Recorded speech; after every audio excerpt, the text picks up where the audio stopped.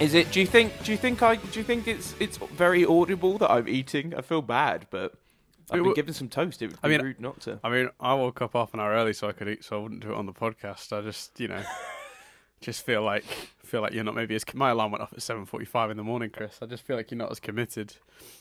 My alarm went off then. I just didn't get up then. What, you just do that thing where you looked at it and went, "Oh yeah, got to do a podcast this morning," and then rolled back over. Basically, it's windy out, and everyone's recycling was just going nuts. So I just spent the entire. I woke up at 5:30 to the sound of whole recycling bags spilling all over the road, and I was just in my head. It was the rubbish apocalypse outside, and I just kept picturing and worrying about that. There you go. When I went to let the cat. So forgive me for not making toast, Dan, in the middle of all that drama. Yeah, well, yeah, it was almost a hurricane, wasn't it? A hurricane of cans and cardboard. It's just, I bet a cow went past like in Twister. And probably milk bottles with cows on them. Did they moo though? I heard mooing. That might have been people snoring. I don't know. I mean, when I opened the window this morning, it's so windy here that when I opened the window this morning, the wind took the window out of my hands and opened it. Mate, the weather is out of control. It's insane. Like anyone denying climate change at this point? When yesterday it was like I know. Like 2 days ago it was a scorcher, and now we've got like ridiculous winds and rain, and it's dead cold. It's like it's so cold out of nowhere, and I'm just like, well, what happened? It was summer about 2 minutes ago. Yeah, it's absolutely a thing. This is bonus, baby. This is all Avengers Endgame. Yeah, so I mean, I've just felt awful because I was just like, we've never outright done an episode on a movie that wasn't explicitly done as a bonus, as in was not considered one of our bi-weekly episodes of Nothing But Static. I mean, this will still be a numbered episode of Nothing But Static, but it isn't. Like, our normal TV discussion will happen every 2 weeks, as it's supposed to. I just felt like we'd be depriving people of an episode of our TV discussion or what we normally do. Because if you're not into Avengers or Marvel or films in general, if you're a TV person that listens to our podcast and that's like your focus, then... you've not seen it yet. Or you've not seen it yet. Like, there's a million and one reasons like to not make our episode focus about this. And what we did early on was that we do 10 minutes on a film and then go into our normal podcast. But as these films got more elaborate, we've sort of, like last year, I think we spun out Infinity War into its own podcast. We did do a spoiler-free 10-minute section in Nothing But Static, and then we did a full 2-hour episode with your friend, with our friend. I've done the same thing we were doing the other way when Ronnie wouldn't call me a friend. I've done it back. That's it. Revenge. Sweet revenge. Ronnie wants to come on again. We couldn't arrange it so quickly, but Ron definitely wants to come on again to chat about this movie in Marvel. I'm sure she does. Well, there's a lot to discuss. And she is welcome as always as a friend of the podcast. But not a friend of yours, my friend, but, specifically but not a friend of the podcast. Specifically, not my friend, apparently. But yeah, no. So it was one of those things where I just thought about it, and I was just like, "There's just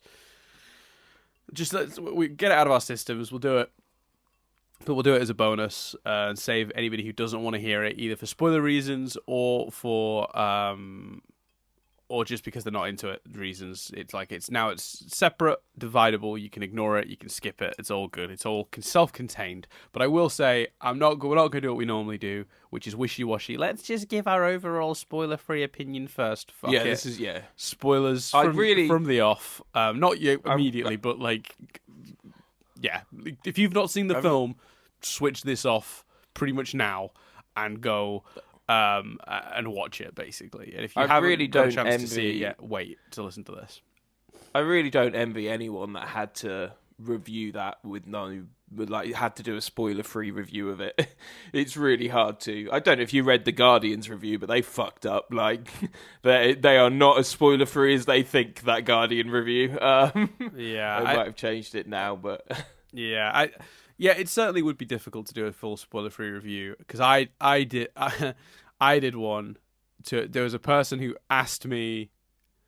There's a person who knew I'd seen it early and said, just give me the spoiler free one, which I felt comfortable to do because I don't feel like I'm gonna get. I don't feel like Mickey Mouse is bursting through a window with a fucking rifle and pointing at me, telling me to put the keyboard down when I review that, and they literally, I finished typing it and read it, and it was the most wishy-washy. It could have been written about anything. It was so... I had to be so careful that it was basically not worth sending as a review. It was pointless. All I said to someone was, I went, it is absolutely the culmination of 22 years of movies. Sorry? And he was like, when can I pee? 11 years. I was going to say... 22 movies. So when can I pee? And I was like, you can't. What films should I watch in advance? All of them. And then fucking Thor: The Dark World. Why? Why we'll Thor: The Dark World? Why Thor: The Dark World? Dan? Well, the writers of this movie wrote that too, so you got to we'll get to that. And then he's like, oh, okay. I've heard a lot of rumors about time travel, and I fucking hate time travel movies. And I went, well, you're gonna need to get over that now. You're gonna need to go in there pushing past that attitude. Yeah, he's definitely. like, oh, really? Yeah. Even that was more spoilery than I should have been for him. Yeah. So let's get the big thing out of the way first for listeners of Nothing But Static. I owe Chris a boatload of money, and well, can we tell? Because I got I think it's a little amusing. The two tales of me seeing it. Can I just do them very, very quickly? Oh, sure. Yeah. So basically, the midnight showing, I through work ended up having to go to a gin tasting at 3:00 in the afternoon that day. Oh dear! And I don't drink gin. Were you still toasty when you saw the movie? Well, here's the thing, right? So one of the gins that we were trying a double shots of was 58% alcohol.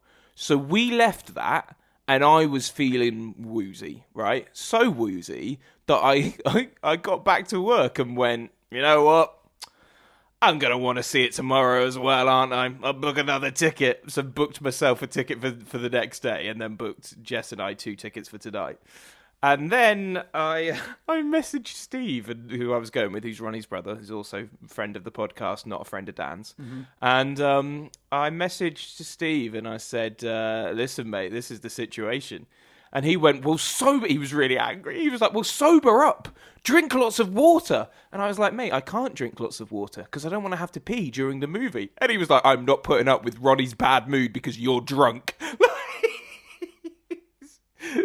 Still there? I mean, yeah. I mean, I don't know Ronnie that well, obviously because clearly, as we've established, not friends apparently. So, you are, but I know her well enough to know that he is absolutely right and that you would suffer 1,000 times over if you spoiled the experience by turning up drunk. It was really difficult, and I was like, I don't know what to do because I didn't want to not needing to pee, but also needing to be sober. So there was enough that we'd finished the tasting by about 5:30, so there was enough time to naturally sober up. I had a bag of crisps, and then Ronnie, Steve, and I went out for dinner. 1 drink, fine. Go to the showing, all good. So the next day, I get up on barely any sleep. And I do my brain's incapable, even if I've got a day off, my brain's incapable of not going, if you do the housework now, you don't have to do it at the weekend. So I did all the housework. And then I started replying to a few urgent emails from work. And I went, you know what? I'm always doing this. I'm always taking a day off and not having a day off. I'm going to do the one activity that will force me to relax a bit. I'm gonna go see it again. I want to see it again. I'm going. But I left the house about 5 minutes before the showing time, which was fine because of trailers. And then I got into town, realised I hadn't eaten, and purchased a baguette, chicken mayo and bacon. Thank you for asking. And I get to Chris, the cinema. I didn't need to ask. You were always going to give the details. Yeah, of course. Yeah. So I get into the cinema with a Pepsi and a baguette.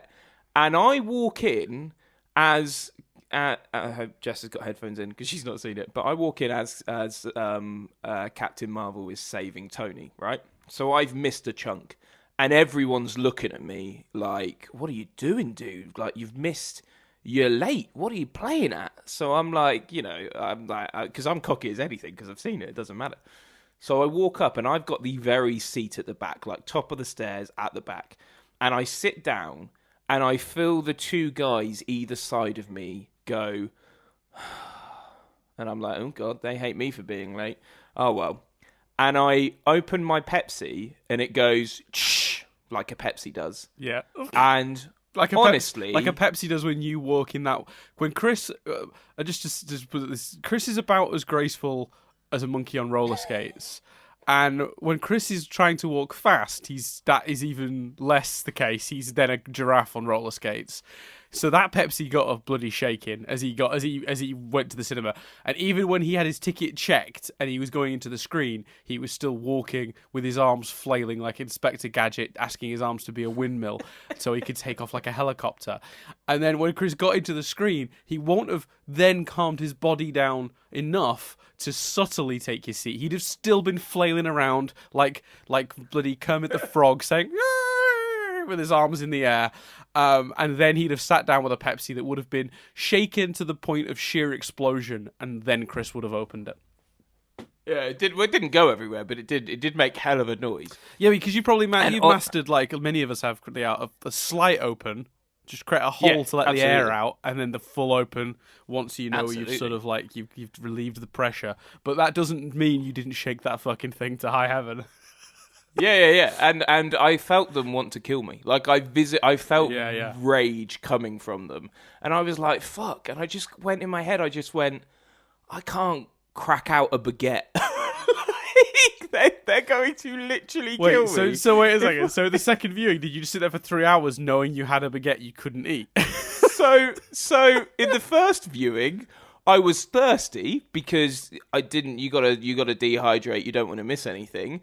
And in the second viewing, I had this beautiful image of being cocky and it not mattering what state I was in. But I ended up hungry because I felt that I couldn't get my baguette out because the two people either side were going to kill me. And then what's amazing is, as the film ends and everyone gets up and leaves, those two people remain deadly still in their seats, as do a few other dudes dotted around, and I think two girls.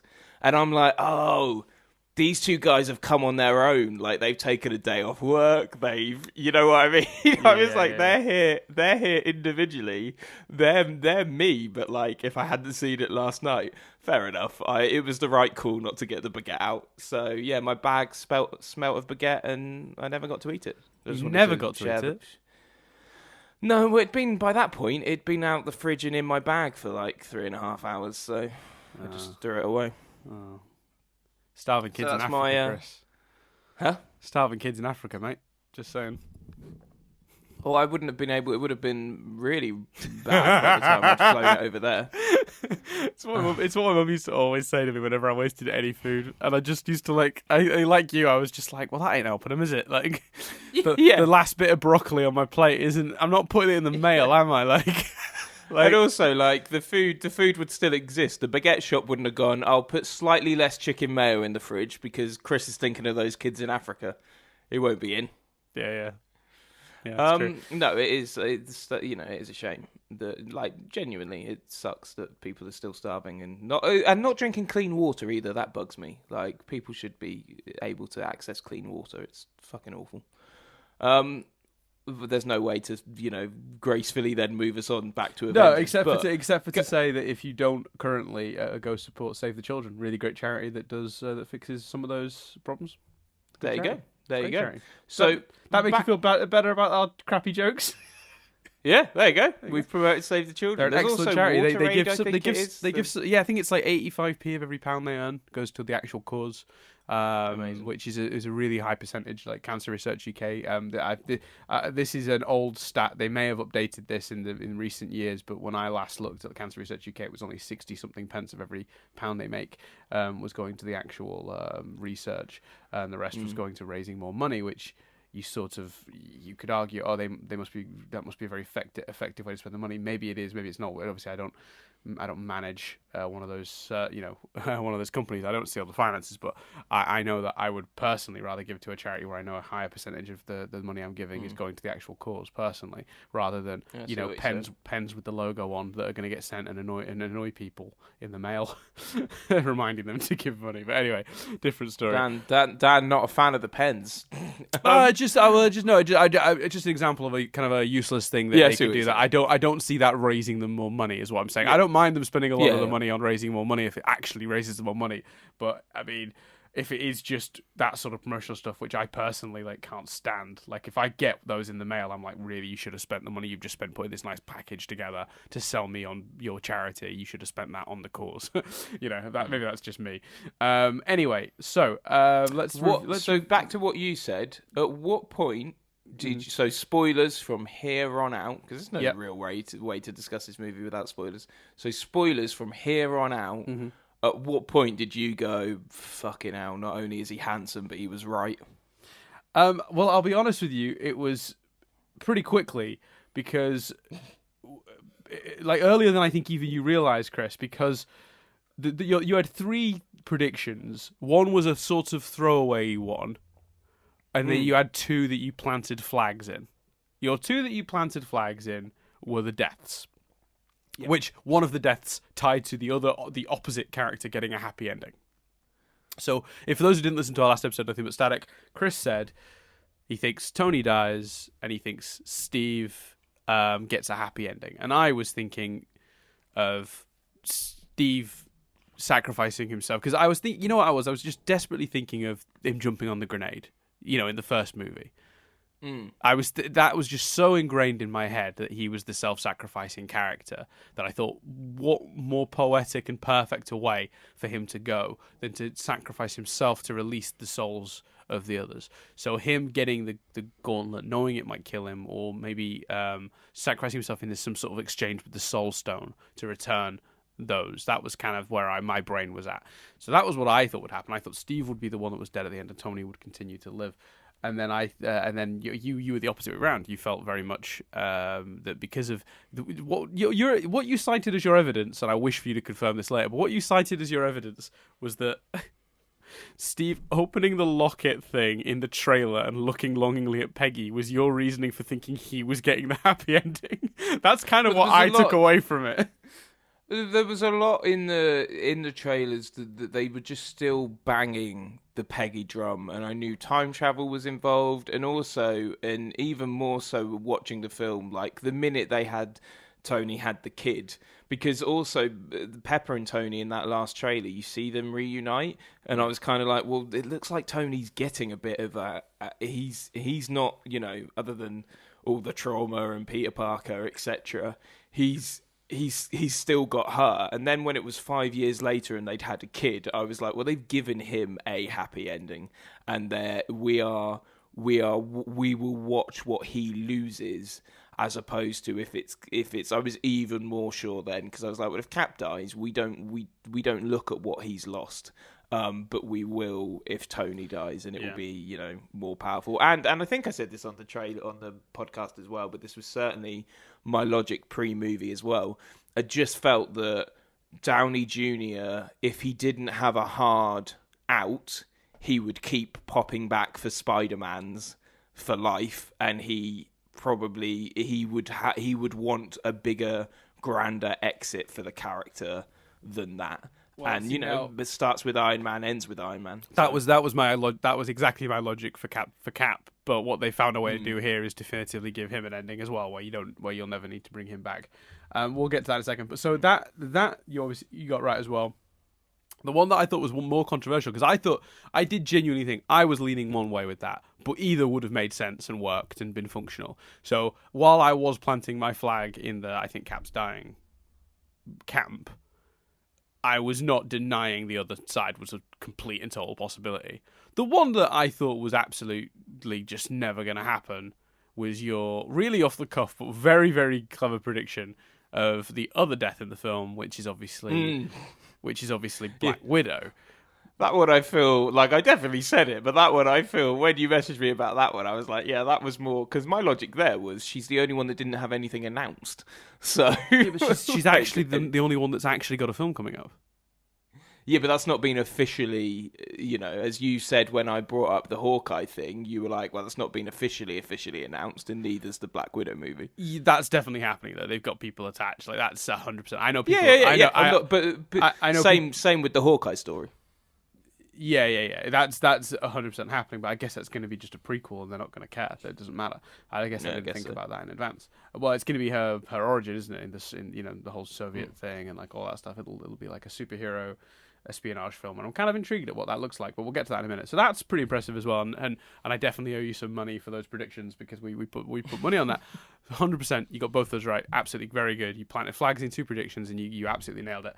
What's more frustrating for me was the one that you threw out without planting a flag in, and I dismissed it in a sentence, and we moved on, and I was just like, when it happened, I was have you like, listened back to? Have you listened back then, or do you just remember? No, that? I remember. I remembered, and this is why I was saying it. When you said at what point, I'm like, mate, it's earlier than you fucking realise. Because the moment I was like, the fucker's called everything. I bet it was the moment when they leave to fight at Thanos, and Ant-Man is not with them. Oh yeah, that one. Yeah, I vaguely remember saying about that.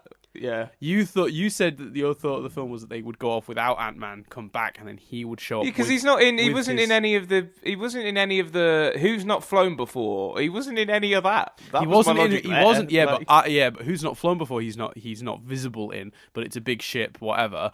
He was in the lineup of people in the white suits walking towards what I assumed was that ship. Right. You know when they're walking through the hangar in the white suits? Yeah. Obviously, before we'd seen the film, we didn't realise there were two off to adventure moments in this movie. You were really sure that, because obviously they'd said most of the trailer is early in the movie, but did you think were you calling? Well, I just didn't think there'd be two. I didn't think there'd be two separate. The Avengers gathering at the headquarters to go off to do whatever they've got to do. Right, yeah. I just couldn't imagine a story that would, one, need that, but two, not feel cheap for doing that twice. Do you know what I mean? Yeah. We're gathered, we're off, we're doing it. Like, you can't do that twice, surely. You get away with it here for reasons we'll get to. But when that happened, and that's pretty early in the movie, when they go the first time, and Ant-Man wasn't with them, I was like, that fucker called it. That absolutely. And then he looks. And then doesn't he look at Peggy on the way there, and you were like, "Oh, fuck it out." So here's the thing, though. What? And I once again reminded. He even did it. He even did it in the like help group. He was like, "I went under the ice and lost the love of my life." I was like, "Man, I'm definitely right. They are powering through with this Peggy thread." Yeah, 100%. Once I was watching it, it became very clear. But that was the interesting thing. So what I think is funny there is, and I've once again proven, and maybe in the past I've described this as a thing that happens for everyone, but maybe it's just me. But whenever I really dig in with a theory, that's when I'm wrong. But when I casually throw stuff out there, I'm absolutely right. I know for a fact that at some point in this podcast, and I cannot recall when, I predicted Professor Hulk. The idea of Bruce and the Hulk merging and being one, called that. And I remember, and this is years ago now, describing how I thought this movie ends years and years and years ago, before we'd even seen a frame of Infinity War, before we'd probably even seen Civil War. The idea of Cap facing down Thanos and an army on his own, and then tightening his fucking shield, like putting his shield out in front of him and just being like, Avengers, assemble, and over the fucking hill comes everyone. I've described that scene on this podcast multiple times, usually when referencing my wish for them to include the Defenders. Which they could have done. Which they didn't do, but that's a different story. They easily could have done. Yeah, there's so many things to get to. But to. Again, do you notice though the thread of when I casually throw a thing out there while making another point, that prediction has a higher hit rate for me than when I actually dig my heels in and go, this is what I think will happen. Dan, you're treating it like it's a competition, and just because I won doesn't mean it's a competition. You're right. Yeah, you're right.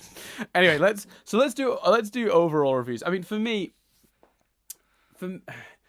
I think I liked it a lot more the second time I saw it, because the first time I saw it, I was so invested in the what's going to happen of it all that I was overthinking the film. Really was. You have a real habit of doing that. I do, and I sat down and I was just like, all right, so this scene now means this and this and this, and I was trying to, like playing a game of chess. I was going like 8 moves ahead of the movie, so every I scene. don't know why, because you're already playing with yourself. Yeah, 100%, 100%.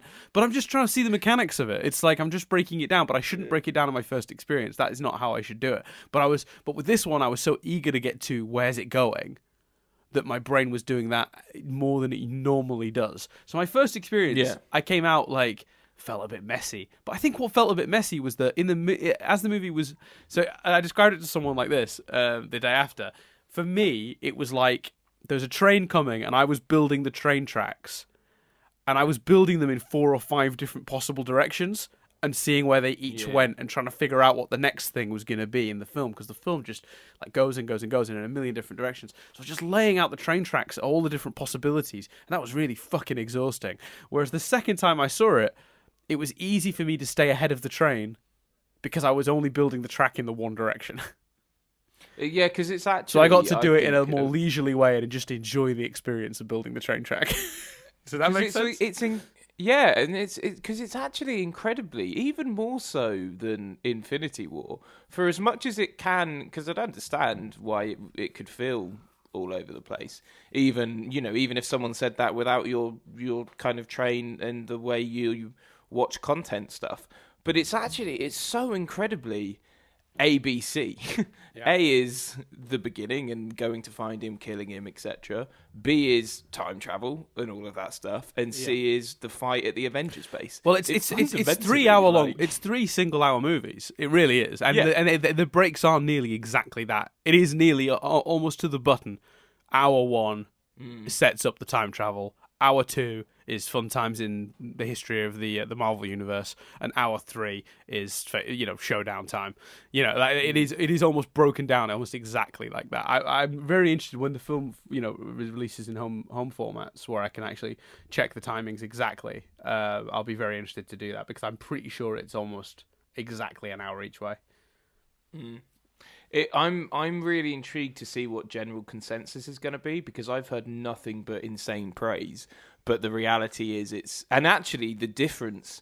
difference between watching it, and the screen was obviously fuller, but the difference between watching it at midnight with a group of big fans, clearly, otherwise we wouldn't have been there from midnight till 3 a.m., and watching it the next day with, some people might have taken the day off work, but essentially potentially more casual fans. The difference was huge. The big thing that surprised me was the laughs were not getting the same hit rate they were getting at the midnight showing. Like, it was a riot. Like, the movie's really funny. Like, that was a real surprise to me, how funny the movie is. But those laughs were not necessarily playing, like, the next day. And I am intrigued as to whether people that aren't, because even most critics are actually fans of the thing. Like, I'm very and I think from a critic's point of view, even if you weren't a fan, you'd still go, what a fucking achievement. They've managed to get away with doing a series finale as a movie. Like, it's a massive achievement. I don't 100% agree with you on the comedy thing. I think actually one of my very few criticisms is that I think the joke hit rate is it's a lot of swinging and a bunch of knocking it out of the park and a bunch of very severe misses. What did you think missed? I mean, I'd say about 50% of the Thor stuff. Well, that's one of the issues that's going to be contentious with some people. But but give me a joke specifically that missed. I mean, I wasn't making notes, mate. I just know that like half the time when Thor was speaking, I was laughing, and half the time when Thor was speaking, I was going, "Oh, that's awkward. That's tumbleweed. That's that didn't land at all in the room or in general." And it's nothing to do with Hemsworth. Hemsworth's an incredible comedic actor. I just think when you harp on the same basic premise for a joke, which is that he's become the dude from fucking what's the movie called? Oh god, you can tell it's early in the morning. You can tell it's Big Lebowski. Is Big the Lebowski. One they That's it. Yeah. He's the dude from the Big Lebowski. Once they've done that joke once, doing that joke 10 more times is like, come on. So that was some of it. But a couple of the Hulk jokes were a bit weird. The Hulk, there's 2 big things from early in the morning early in the movie I want to chat about, and the Hulk is one of them. Yeah. So, but overall, my overall thoughts, I loved it. I thought it felt, despite some things which are going to be controversial. I just thought what a great ending, and the writing, and the endings they've given characters and the things they've done. I only have one slight, like we'll break each one down, but it felt like each character, certainly of the original six, was serviced very well in this, and that's a huge achievement. And even the reason I'm so keen to talk about like the beginning, even down to, I said yesterday to Steve, I was like, you know what blows my mind about that movie? Thanos still won. And Steve was like, I mean, he didn't. Like, and I was like, no, like, alternative timeline, Thanos didn't and got to see his defeat. But the Thanos from Infinity War won, was happy about it, and was willing to die in the knowledge that he won, and died not knowing any different. True. But he didn't Like win. that. But to him, he did. And he will never know any different. No, 100%. But But that's not what you said. You said Thanos won, which he didn't in the end. But I can't think, to some degree, that is winning, because I can't think of another movie where the villain dies not knowing they ultimately get defeated. Well, here's the thing with that. Here's the sort of what I thought was so. To sum up, because I only ended up talking about my own viewing experience and like overriding my own thought process to actually just sit down and enjoy the fucking movie. My overall thoughts are, again, I agree with you. I think it's a brilliant piece of filmmaking on so many levels, and it achieves a huge number of things that you wouldn't expect a film like this to be able to achieve even in its lengthy runtime. It manages to be so many things, and that's incredible. I only have two real complaints, and one of them was about the comedy, and the other one's about it being a bit self-indulgent in places, although deserved and earned, a bit, but still self-indulgent. It manages to be self-indulgent, Chris. How is a functional thing that works as a movie on its own, with what feels like its own story and its own character arcs, managed to be the fucking conclusion to God knows how many years of storytelling, and gets to be self-indulgent at the same time? It's insane. It doesn't make any sense. But then I think what I admire most about this movie is the consequences. I think there's a real cost. I have seen people online moaning about where the movie ends up. Oh, but they haven't reset anything. Like, the world is still all gone to shit. They still live in like a weird apocalypse world where half the people are now 5 years younger for some reason. And it's like, yeah, how fucking bold is that? Yeah, you actually, the consequences of what he's achieved is incredible. Like they've not just undone it. Vision is still dead. And that's what I was going to say. You got, essentially, your two big things when we talked the other week were you wanted to line up with everyone, which you got without, Black Widow and all the people that died, and you wanted the deaths to matter and it to be of consequence, and it absolutely does. Yeah. Every death that wasn't, even the boldness of not finding a way to have Black Widow in that lineup is bold. And honestly, and I think, and here's the other thing as well. Like, I would have been a cheap win. Commit to Gamora, Loki, and Vision's deaths from the previous movie. And I forgot to mention Vision on the podcast, but he was one of the ones I was aware of as well that was outside. I said anyone outside of the snap. I kind of forgot about Vision, but yeah, including Vision. All you'd have had to have done is commit to those three. I wouldn't have even objected to them undoing the stuff on Earth and actually snapping their fingers and reversing time almost and saying, right, we're back to the day all went wrong. I would have been happy with that. Yeah. Yet they went that one step beyond in terms of consequence, because they've said, no, the damage to the Earth is the damage to the Earth. Like, you're not undoing that. And added further consequence in Black Widow and Iron Man. Well, yeah, 100%, yeah. So the loss and the consequences of these events, like, it's like this week on Game of Thrones, they're doing the big battle of Winterfell, right? And everyone's like, well, everyone's fucking dying because everyone got, like, the third episode of this season of Game of Thrones, and we'll talk about this properly probably next week on the actual podcast because it'll be after that episode is aired, but on Game of Thrones, last week, there was the night before the big battle episode where everyone was just hunkered down in the castle. They knew what was coming. They knew the army of the dead were coming.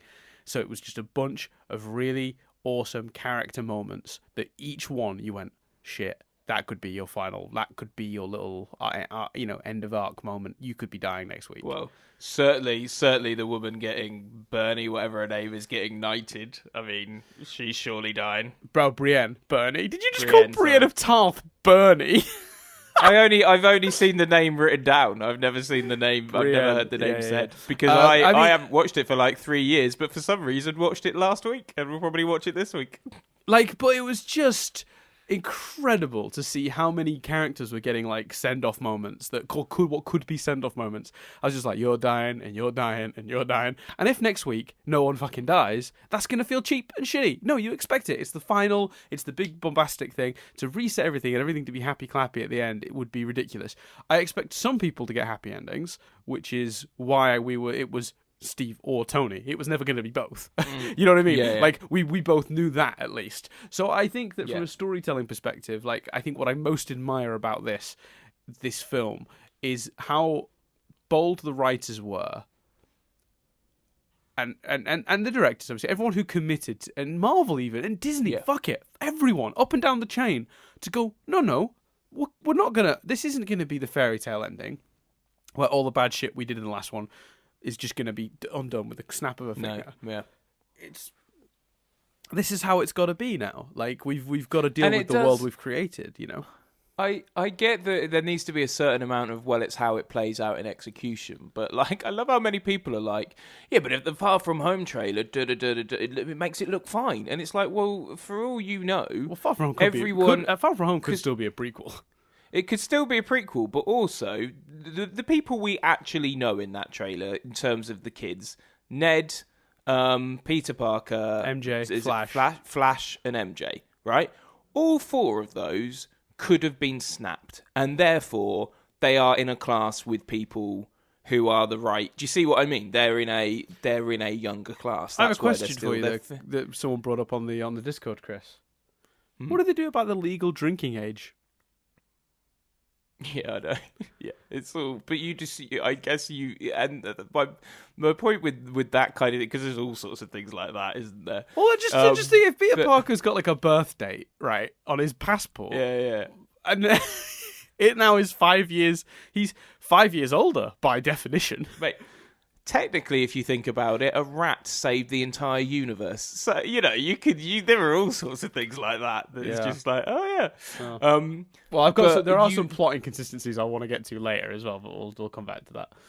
But you can go, even with the Far From Home, you can go, well, look, they set up a devastated world. If everyone suddenly came back, regardless of things like that being a bit tricky, you could easily write a story where the plot is, well, people are just trying to get on, so they've reset up the school and all of that stuff. I want to really disappoint people here when I once again remind them that Sony are making that movie and have no interest in Marvel's big picture because it doesn't benefit them financially and they don't give a shit. They're lending the character out to Marvel for those movies, and they're making their own movies. I cannot stress this enough. People do not seem to understand that this is the case.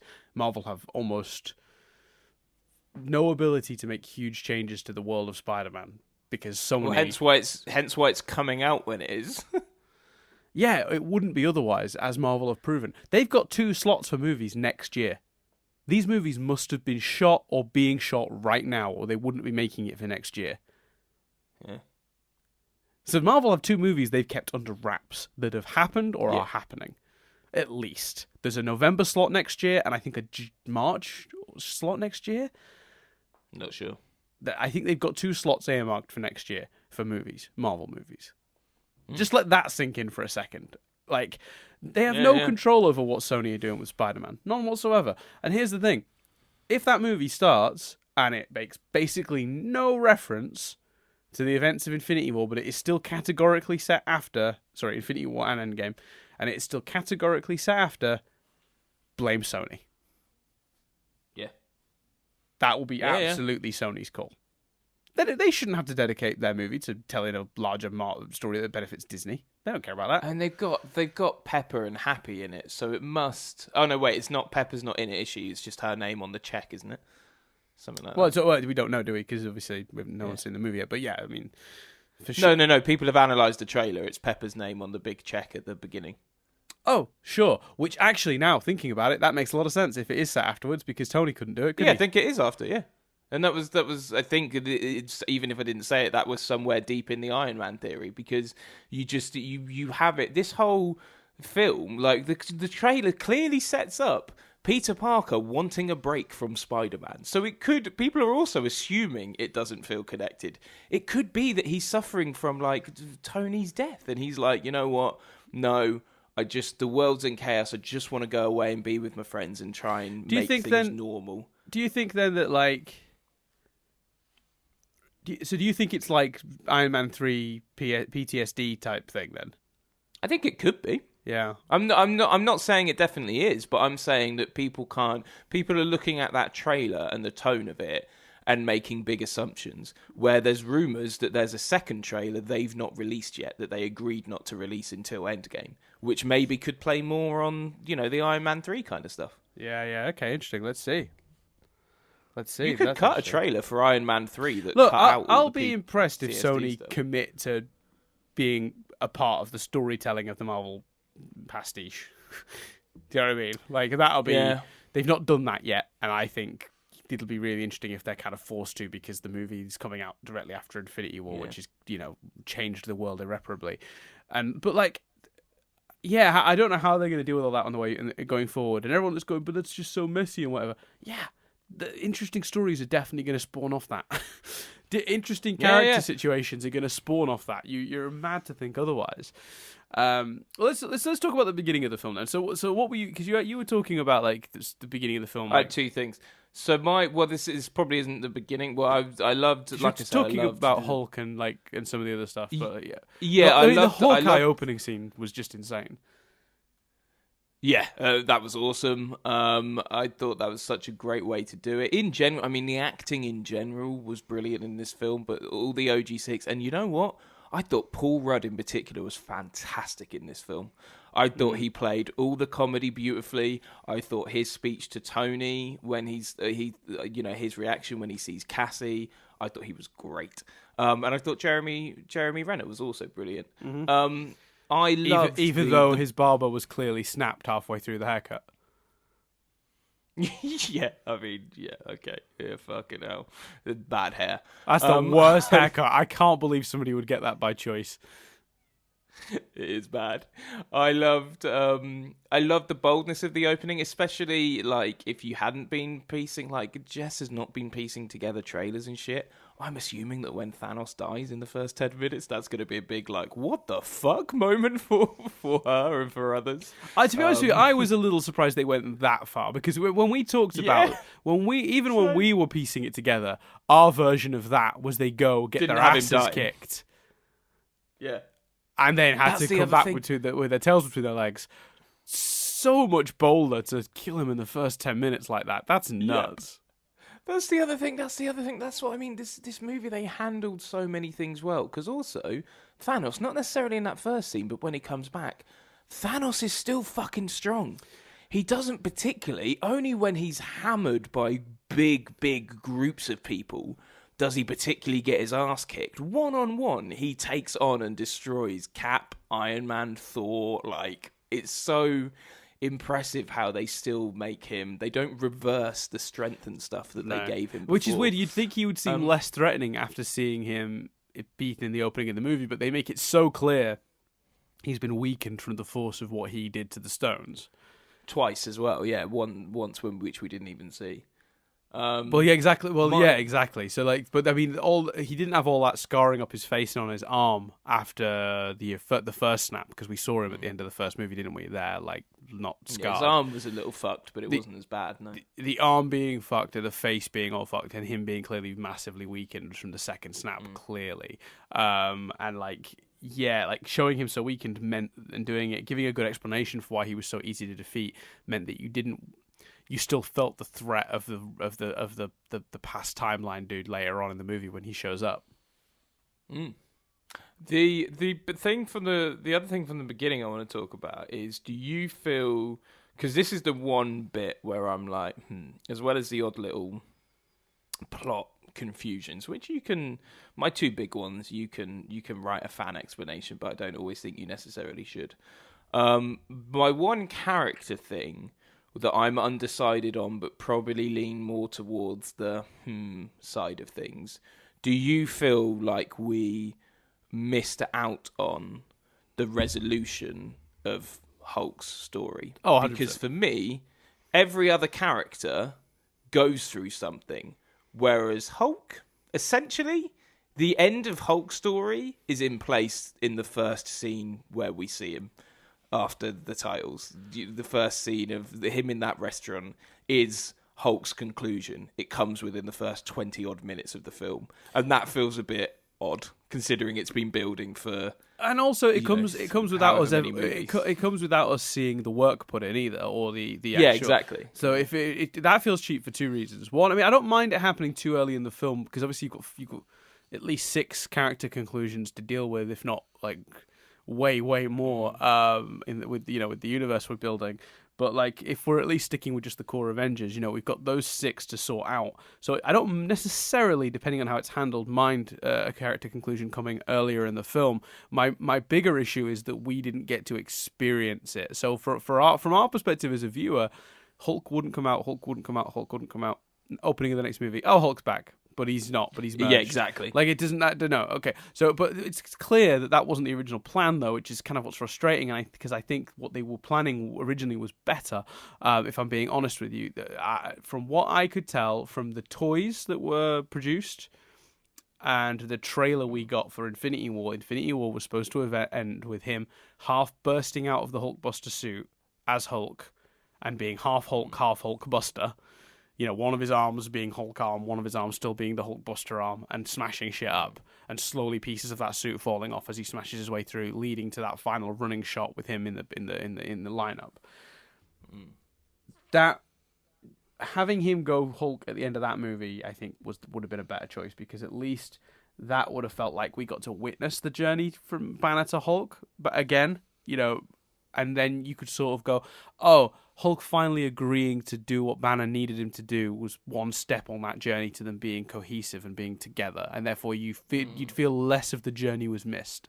But now I feel like I was completely robbed of the journey, because it goes from Hulk won't come out at all to he solved the problem, not just the Hulk coming out problem, but them being in simpatico, which is just like so much fun in the movie and handled really well. And by the way, special effects wise, incredible how they translated Mark Ruffalo's performance. He looks better than Thanos in some of it. Incredible. In full light, a big, giant CGI character that somehow looked, sounded, breathed, acted, moved like the actor that portrays him. That's fucking brilliant.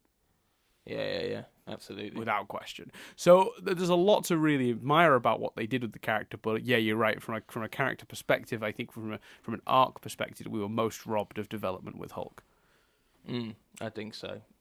That's my one kind of character thing, because honestly, every other character thing, I'm like, that was handled beautifully, and I can't think of actually.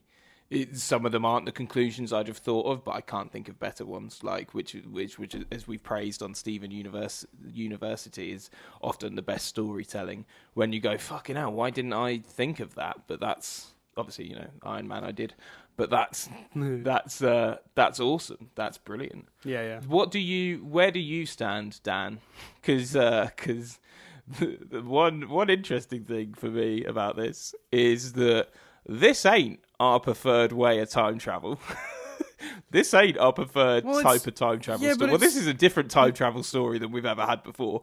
Okay. What are your views on that? Yeah, I mean, I was gonna say it's not our preferred kind of time travel. It's also not our unpreferred. So for those who don't know from our previous podcasts, me and Chris have a very specific thing about time travel, and it's weird because one of our favorite movies uses the bad kind. But there are two kinds of time travel in cinema usually. There are obviously several outliers that do it in a different way, but the two most common kinds of time travel are the whatever happened, which means that you can go back, but you've come from the future. Your actions have already created anyway, so you don't realize it yet, but you live in the world that you're affecting in the past, and you came from it. Which is, in our opinion, the best version of time travel. And the example for that is if you went back to try and kill your grandfather for whatever reason, you already know you didn't succeed because you exist. You're going back into your past, and it's literally your timeline's past, so you know how your choices affect. So you can't actually make any changes because you already did what you were going to do. So it's whatever happened. Lost prescribed to that, and me and Chris both felt very strongly that's how it should work. The more common version is we'll call it the Back to the Future model, which is very much that you can go back, make a change, and when you go forward, you're in a different. You've made adjustments to your timeline. To the future. You've gone. You can sort of stepping on a butterfly in the past could completely change your future. And that's a less popular version for us. We don't like that as much. We don't think that because of the illogical element, which Hulk actually outlines in this movie. If you do that, then you don't have you're not in your scenario to have gone back. Yeah, it's the bootstrap paradox, basically. Yeah. Which is a really interesting thing. If you don't know what the bootstrap paradox is, please Google or watch the clip from Doctor Who where he describes it, because that's a really good explanation of the bootstrap paradox. The Who wrote Beethoven's symphony. It's really, really cool. So with that in mind, this film has an alternate version of the time travel theory where, and this isn't the first time I've seen this, actually. There's another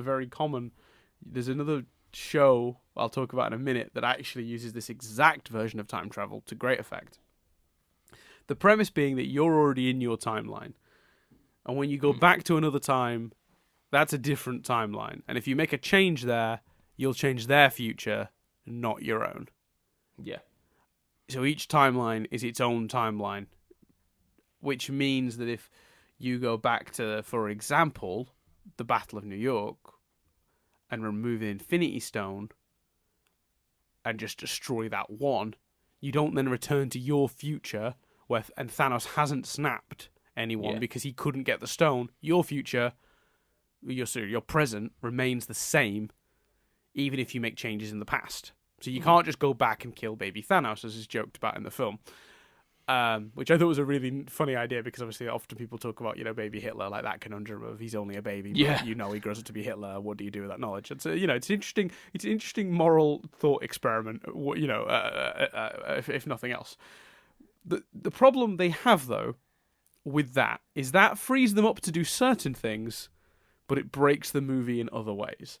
So it frees them up to do things like, for example, having a Thanos at the end of the movie, because you can have a Thanos from the past, find out what they're doing, come forward into their time, and cause some havoc at the end. So you've still got a Thanos, and you get to kill a Thanos at the end of the movie.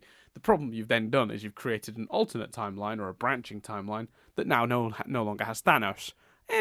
Not the end of the world, you think. Those people are living a snapless world. Okay, is that the end of the world? Maybe not. But every time they make any changes, Tony has a heart-to-heart with his dad, which is a brilliant, brilliant scene, and one of my favourites from the whole film.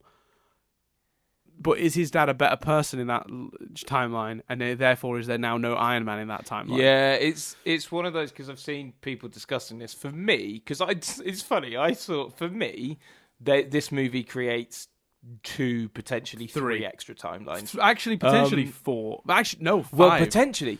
The thing is, potentially fucking millions, because so I had that in my mind. That's my view on it. And then I read an article that was like, oh, the other potential timelines from the MCU now, and I was like, oh yeah, this will list those 3, and it listed like 8, because it basically did what you just did. It broke down each individual action into this could have affected this, which could have affected this. No, yes and no, but it's not just individual actions. No, because it's actually the individual timelines they all visit. Because so it's the 5 it's the 4 timelines. No, 5. They go back. There's a 5th one. There's a 5th one that we'll talk about, but that's Cap's choice at the end. He goes back further, so he creates an alternate timeline.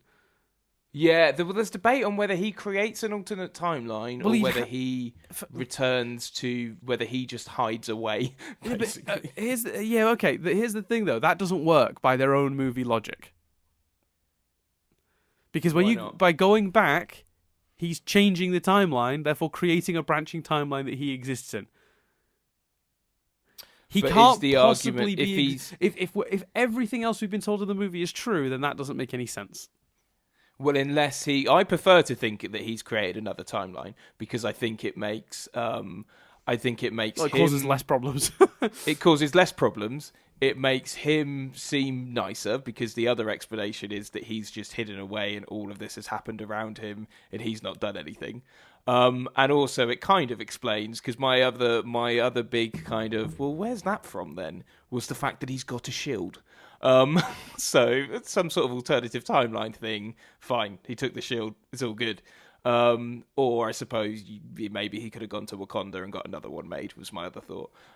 So I prefer to think that Cap is from an alternative timeline and just has found a way to travel there through his own, quantum realm thing. Well, he had a return journey he didn't use, didn't he? Yeah, well, I'd like to think, because let's not even get, because Pym particles is my other thing. I'd like to think, because Hank Pym, because I heard someone be like, how did he have all the Pym particles for the trips back? Hank Pym is alive now. Like, you can get them from Hank. I like to think they've come up with some sort of, the combination of Wakanda and Hank Pym have come up with something that negates the complicated Pym particles jargon. So I for me it's not that.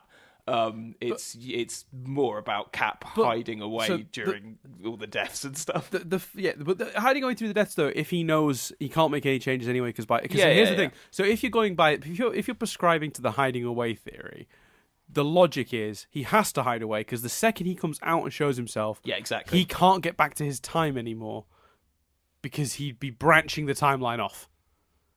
The instant he interjects, the timeline branches off in a way that means he'll never get home. So he has to stay hidden no matter what. Yeah, that's the argument. But that seems kind of cowardly and weird and no life at all. That's not a happy ending for Cap. But the timelines are, okay, branching timeline 1. They go back to, let me look at the dates. I've got them here. 2014, Vormir. Which is, I think, the Guardians of the Galaxy timeline. They start from the first Guardians, where Quill is. Which, by the way, one of my favourite jokes in the whole movie was seeing the opening of Guardians from a different perspective where you can't hear the music and you just see Quill just dancing, just singing to himself. Yeah, brilliant. What a fantastic joke. But that's branching timeline 1. That timeline no longer has a Thanos because he came forward or a Gamora or a Nebula. Correct, yeah. Branching timeline 2, it's a little bit more interesting. It's Thor: The Dark World's timeline, but for some reason, potentially people have suggested Frigga lives.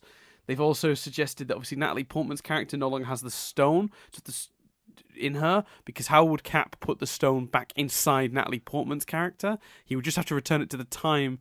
But does that solve the entire plot of Thor: The Dark World? That's mark. One of them. Yeah, that's one of them where it's less cut for me. But that's one where it could be alternative, or it could be exactly the same. Branching timeline 3 is 2012 Battle of Loki escapes, which he never did. That's one where categorically 100%. that's counted in my 3. Yeah, branching timeline 4, either it's one of two things: either Howard changes because Tony spoke to him. This is obviously the let me get the date. 1970s timeline. Yeah, 1970 timeline. Now, there's two things here that could have changed. No, one could have, one definitely did. Change 1. Howard, it could be different, right? Could be. Having that conversation with Tony definitely felt like he learnt a lot from there. You could argue maybe that always happened and therefore that was just the way it went. But the thing that's definitely going to be different is when they return the Space Stone, it definitely isn't going to be inside the Tesseract because they'll have had to have broken that to get it out. So... Oh, also, of course, the hammer. We don't know exactly how and when he returned the hammer to the timeline 3. But anyway, that's different. So the Tesseract is definitely going to be a stone now. Yeah, but could you explain that with, again, Wakanda, and they've got all the geniuses alive. They could find a way to recreate the Tesseract. He didn't have the Tesseract with him when he put them all in the suitcase, did he?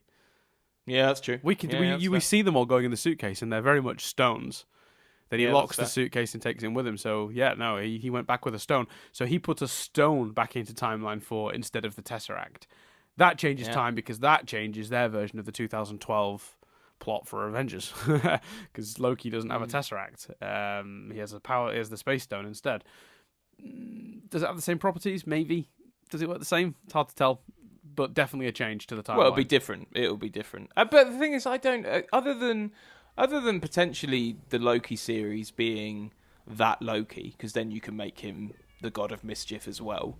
I don't particularly have any desire to explore what's going on in the other timelines that are split away. I'm gonna have to just very quickly let my cat in, but I agree. I don't think there's much to gain out of that at all. One second, he's gonna keep meowing at me if I don't do something about this window. I'm gonna let him in. I think, but I think it's windy out. I don't want to leave the poor fucker to die. Yeah, of course. Oh, here he is. Hello, you. There you go. Okay. I think for someone who is so firm on whatever happens, and I still think actually that's the, despite the inevitability element of it, that's the more logical version of time travel, and actually I want to see more stories use that format. I actually quite liked and got more on board than I thought I would have been with that logic. Partly because I view it also because of the quantum realm and the machine they use. That element of, well, the machine is tethered to your timeline. You can only use it to return to your timeline.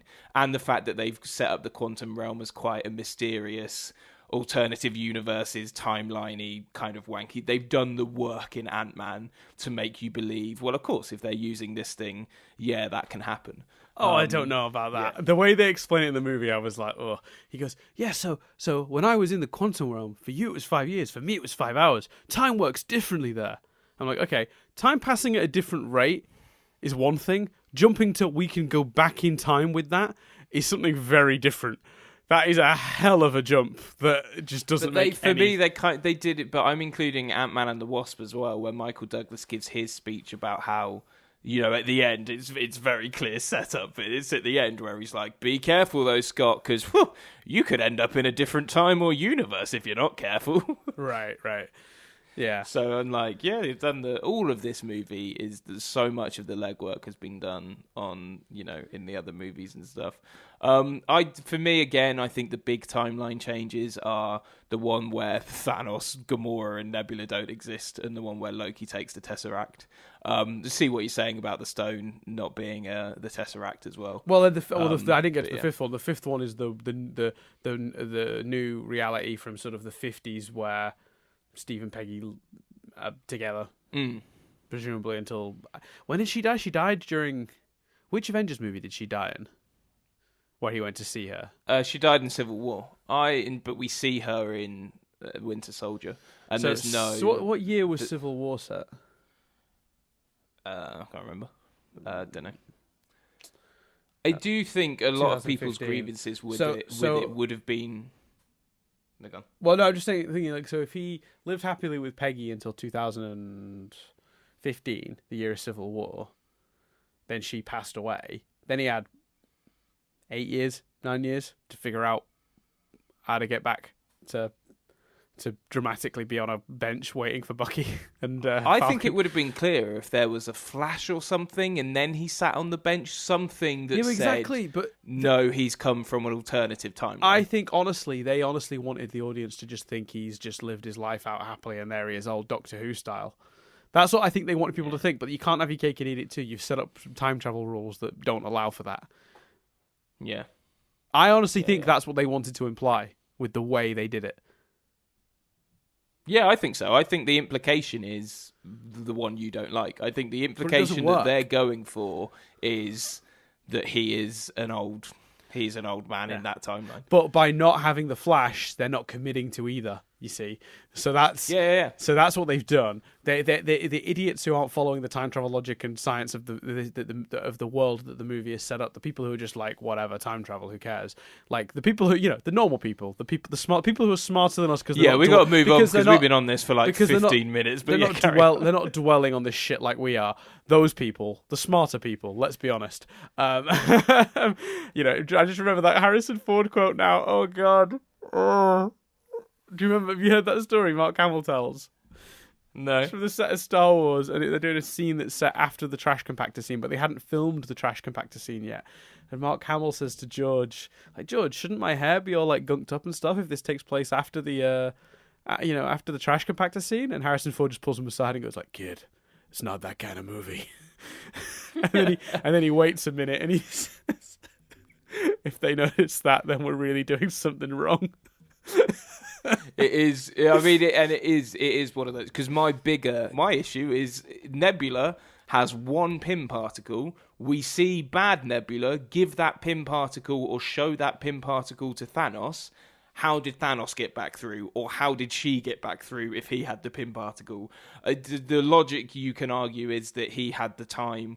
We don't know that it's him from that day. He's a genius. He could have found another way to do it and be tethered through. But that, for me, is like a massive hole as well. Like, well, how, if you've so clearly set up this rule, again, it's so funny, isn't it? Because I can let the time kind of thing go, whereas I'm saying exactly the same thing with the same frustrations as you. If you've set up a rule, you have to follow it. So that's the plot hole I'm way more annoyed about than the time travel stuff. Well, the thing is, for me, that's fansplaining. That's fansplainable. Whereas I don't think the weird is he come from his own time or has he come from an alternate time thing is as easily explained. I think most people who I've seen talking about that element of it have simply said that she gives Thanos the Pym particle before she uses it herself. But there's a gap there where we don't know what happens. The common assumption online is that Thanos simply synthesized it because they're crazy space future people with technology beyond. Right. Yeah. So it's most people have just said Thanos can reproduce. What looks that because otherwise there'd be no reason for a scene for her to giving it to Thanos. That's the logic they're using, which is just that like she's the one that ultimately that uses it to get back. Right. So she gives it to Thanos, and then they both together sympathize it, duplicate it, etc. And then she goes back to that moment, and it could be a year or two later. See, again, it's one of those things. I don't know if it is, but it definitely could be. But again, it's one of those things where I feel like if you're going to make a plot point of the movie that Steve and Tony go back and get more Pym particles, you should at least, because that makes complete sense. But you chuck in a line where she references that. I think, do you know what I mean? The time travel stuff, it doesn't function properly when you analyze it. But as I said at the time, like, I think you do sort of like in the flow of the movie, you don't really overthink it, and I guess that means the movie gets away with it. Because frankly, while you're watching the film, it all feels like it makes sense. It's only when you sit down afterwards and go through it that you're like, well. Also, the reality is, it doesn't matter. Like, I've had this discussion with you. And I've seen the discussion happening on Reddit. It's not a discussion I'm going to have with any other friend. Do you know what I mean? Like, in the grand scheme of things, it works well enough to function. Yeah. And there will be, and I guarantee you, these writers and directors are geniuses. I guarantee you, whether flimsy or not, they'll have an explanation. Well, I think there's a chance that the explanation lies in the missing minutes of the movie, because wasn't there a report that at one point this movie was 4 hours long? Yeah, exactly. And do you think, because I got a theory that at one point Shuri was in this movie. Because she is in this movie. Huh? No. I mean, at one point in this movie, she was dusted. I think maybe... Because that's the other thing. It is the perfect combination of characters. And I wonder whether whilst originally they thought, let's put her in, they then went, you know what, access to her intelligence and access to Wakanda might make this too easy. Well, I'll be honest with you, that would have been good for me, because one of my more overarching sort of complaints about the movie is there's a lot of fucking bullshit legwork in there. I mean, the whole movie is just about getting all the bits together so they can have a final battle. That takes 2 hours. Yeah, it's funny because there's an app called Run Pee which tells you when to pee during a movie, and the points for Avengers is like after Clint wakes up with the Soul Stone. It doesn't say that obviously on the app, and I'm like, that's not a good time to go. And I swear to God, the other point they've chosen, at least when I last look, is immediately after Tony dies. And I'm like, what the fuck?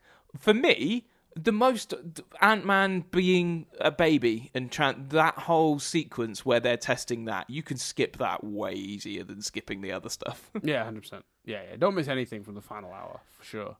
No, it's a good gag. I think Paul Rudd's brilliant, and I loved the joke of him turning into a that's baby one of my stuff, that's one of the ones that didn't work for me. That's another one that fell flat. Right.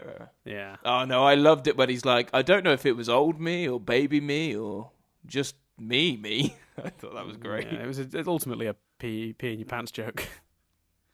Yeah, I'm all for that. They made a Hot Tub Time Machine reference. Give me whatever you got. Yeah, they did. Yeah, another joke that didn't quite work for me was just listing time travel movies when they were. Yeah, there was a few like that, but I think like I don't know, so much of the movie is busy work. That, I think, is a fair, criticism. I think they get away with it because a lot of it is in the service of the character stuff. So, like, yes, going through time and regathering the stones from the different points in time is busy work, but it allows them to do all this awesome character stuff. Steve seeing Peggy, Tony coming across his dad, Thor coming across his mum, like, Nebula coming across herself and being literally coming face to face with who she used to be. Like, they do good, Clint having to come to terms with Nat's sort of situation. Like, oh man, they use it to really good effect. But I think it's a fair argument to say a lot of this movie is just busy work for the Avengers. Yeah, I think that, but the reality is, like, we're on the level of fan where we'd have taken 4 hours of busy work. Like, I think the busy work works, but I'd be very intrigued as to whether the busy work works for a more casual fan. Well, that's what I mean when I say the film's kind of self-indulgent. I think it's like so much of the film is going back through the past of the films, an hour of it at least, and I think I could definitely see. I mean, they've earned it. It's 22 movies, an unprecedented level of cinematic success, both creatively, sort of narratively, and but also in the box office. I think, this is unprecedented for a number of reasons. The fact that this works at all is kind of a miracle in itself, because really, it's incredible. It should be a mess. It somehow isn't a mess, and I can't even fathom how they've managed to get away with it. But the fact of the matter is, an hour of the movie is them going on a sightseeing tour of the last 20 years of movies. 20 movies, 10 years of movies, or 11 years of movies. It's and that's, for the people who complained about End of Time, the Doctor Who special that was the David Tennant's last hurrah, where he went back to all of his previous companions one by one and then died, rather than dying. That people talked about that being self-indulgent. Well, if that was self-indulgent, this definitely is. Do you know what I mean? I directly referenced End of Time when we left the movie, because I was like, I compared having the kid from Iron Man 3 at Tony Stark's funeral to the Doctor visiting Jessica Hines' character in the bookshop. Like, that, you know what? I did not find out who he was for ages. I got told that on the internet. The first time I saw the movie, I was just like, who the fuck is that? Yeah. Like, who is that random emo kid at Tony's funeral? Is there actually? There's so few movies not tied or referenced in this. Thor 2's in there, Iron Man 3's in there, The Guardians is in there. Like, it's so impressive. And like you Doctor say, Strange? indulgent, but I'm all there for it. Yeah, Doctor Strange isn't used that much, but there's still enough. They have the whole section. Ancient one. Yeah. Sorry, you're listing that as well. Yeah, right, completely, absolutely. Yeah. And even like Ant-Man, like they do a bunch of stuff with where they go back and Michael Douglas is Hank Pym is just there. And the van. You really do have to have seen all 22 movies. Yeah, more so because people said that about Infinity War. Like, do you have to have seen the others? And I was a bit like, yeah, like, but this is really, this is like absolutely the one I think you can get away with, because I got a few people at work that haven't seen Captain Marvel, and I was like, she's really strong. You get away with it because she's fucking hardly in the movie, Chris. Let's talk about that. Yeah, but I think they handled that well, actually, because she's so strong, and she's become, because it was the last movie released a few months ago. I was okay with that. You're describing why that's an okay choice, but to say they handled that well is a barefaced lie, Chris. Sorry, guys. There's a lot of stuff happening in the universe. You're probably not going to see me for a while. Audience, wink. Like, oh my god, are you fucking kidding me? That's the dialogue you've chosen? That she's literally going to spell it out and wink at the audience and say, I'm not here for a while. See you guys at the end. Clink, clink, bye. Enjoy your adventure. That was the most on the nose, badly written line of dialogue in the whole fucking movie. There was like no way, and they kind of wasn't needed either, because you just remove her going, well, this channel's always open, because there's an element of, well, then you've got a way to contact her, haven't you? Well, I suppose she'd have to go to the channel, but I don't know why they had that line, because everyone Strange brings in at the end, he knows or has heard of, but then again, through like the ancient, she doesn't come in with him. But that's what I mean. So that's why you don't need her to wink and nod at the camera, because you just go, oh, she's not there because Strange and the Sorcerers haven't brought her there. But then the flip side of that is they've kind of set up through him in Thor Ragnarok, knowing where Odin is, through all the Ancient One dialogue about all the shit she knows and how he's the best of us. They kind of set up a world where the Sorcerers know about everything, so you'd think he would know about. Well, maybe he knew Captain Marvel was going to appear at the end. Des Ex Captain Marvel. Well, that's the other question people have asked, which is she has the gauntlet. She's very strong. Stronger than human Tony Stark, that's for sure. Couldn't she have done the snap? It's less dramatically. Yeah, but I'm just talking about from the character's perspective, Chris. I can't ever think of a situation in my life, Chris, where I'm going to be in a dangerous situation and where we could get away with everyone surviving, and me going, yeah, but that's less dramatic. I better throw myself on this grenade. I can't remember what happens. Does she try? How does it leave her possession? I think that does Thanos take it off her directly? Because then she has a fight with Thanos. She does have a fight with Thanos, because there's that really cool shot where he punches her in the head and it just does nothing. Well, I think he headbutts her. It's insane. Yeah. Like, by the way, 10 points to the movie for just proving how overpowered she is. Because that's the thing is, Chris, I agree with the reasons they chose to keep her out of the movie. I just wish they'd handled it better. It's awfully handled. Yeah, and it does make jarring. It does make me kind of feel sad for Captain Marvel too, because I'm kind of a bit like, oh god, the only thing you're going to be able to do is she somehow loses her powers, and I'm just fed up of seeing incredibly powerful beings, and in the sequel they have to go, well, they better lose their powers. Like, no, just give me a good Superman story, just give me a villain that's even beyond that. Then just like raise the stakes even more. Then fine, like make the villain the one thing they're weak to. Whatever. Don't take away the powers. That's no fun. We had that. It's called an origin story. Then they don't have powers. Then they do have powers. That's the origin movie. Don't do that again. 100%. Yeah, exactly. Yeah, but I thought she was thematically used well. I enjoyed her in this movie. I enjoyed her in the final scene. I didn't think she was at any point useful in the opening. I don't know why they bothered. Honestly, I don't know why. I don't know why she's in any of the opening scenes, because honestly, Chris, we know that Nick Fury put out the signal, right? So why you don't need her? I did like the fact that it makes the post-credit scene of Captain Marvel. I was getting a bit fed up of like post-credit scenes seemingly being clips from the movie. I think there's one at least, like Civil War felt like that maybe. Whatever movie came before Civil War ends with the clip of them tied up. Yeah. So I was pleased to see that actually it is a post-credit scene, and it just starts with, well, she's there because of the post-credit scene of her movie. Yeah. She's about.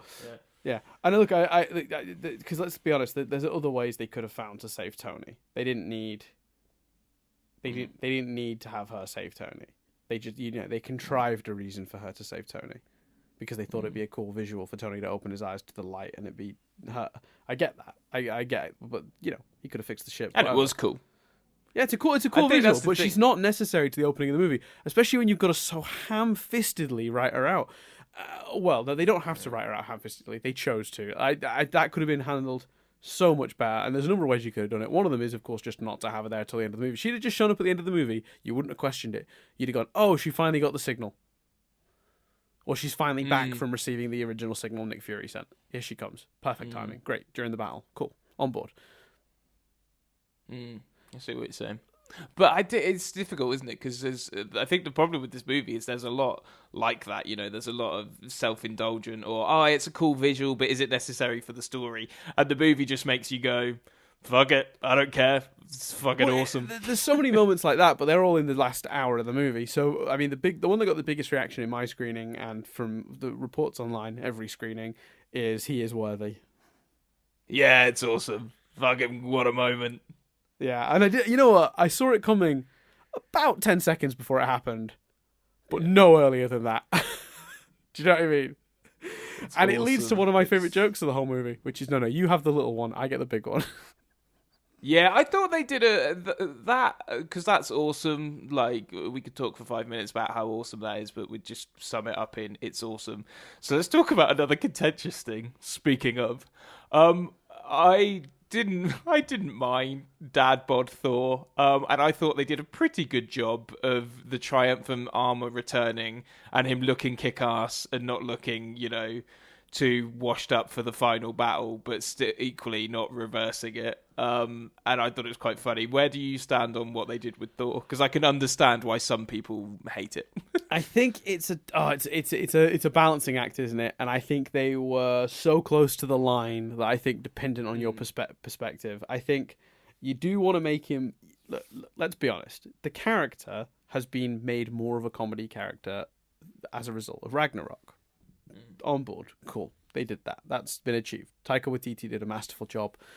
But what Taika did, and what they even the Russos and the writers here did in Infinity War, was they found this really interesting balance between an interesting character and a comedy character. He was funny in Infinity War, loads, but he still had these crazy heartfelt moments, like his moment on the ship with Rocket. With Rocket, yeah. When he's explaining about all he's lost, but he has to just keep going. Because when he goes, it's that moment of, Thanos has never fought me. Yes, he has. He's never fought me twice. Like, all that stuff it's just so indicative of Thor's, like, obscene levels of positivity, but also how absurd it is. And it's funny, but it's also tragic. This movie, the problem, I think, is that you're on the wrong side. That's just the right side of the line for where to make Thor funny. This is just the wrong side of it. And I think you get away with it 50% of the time because they're so close to it. And I think that the premise is functional. The premise of him going into a stupor and getting dad bod and being like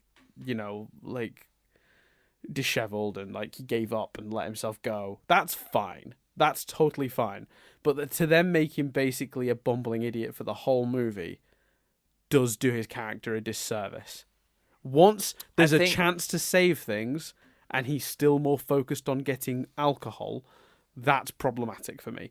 When they go back and and he's in the past and they've got this chance to save the world and undo it, I don't feel like it's very in character for him to be then like, my dad's got a great wine cellar over here. Ha ha ha, very funny, Thor. Oh, you want booze instead of to save all of the lives that you were drinking to mourn that you lost. Maybe do that first. Like, it's so out of character that that's when it's problematic, is when the joke clashes with his character.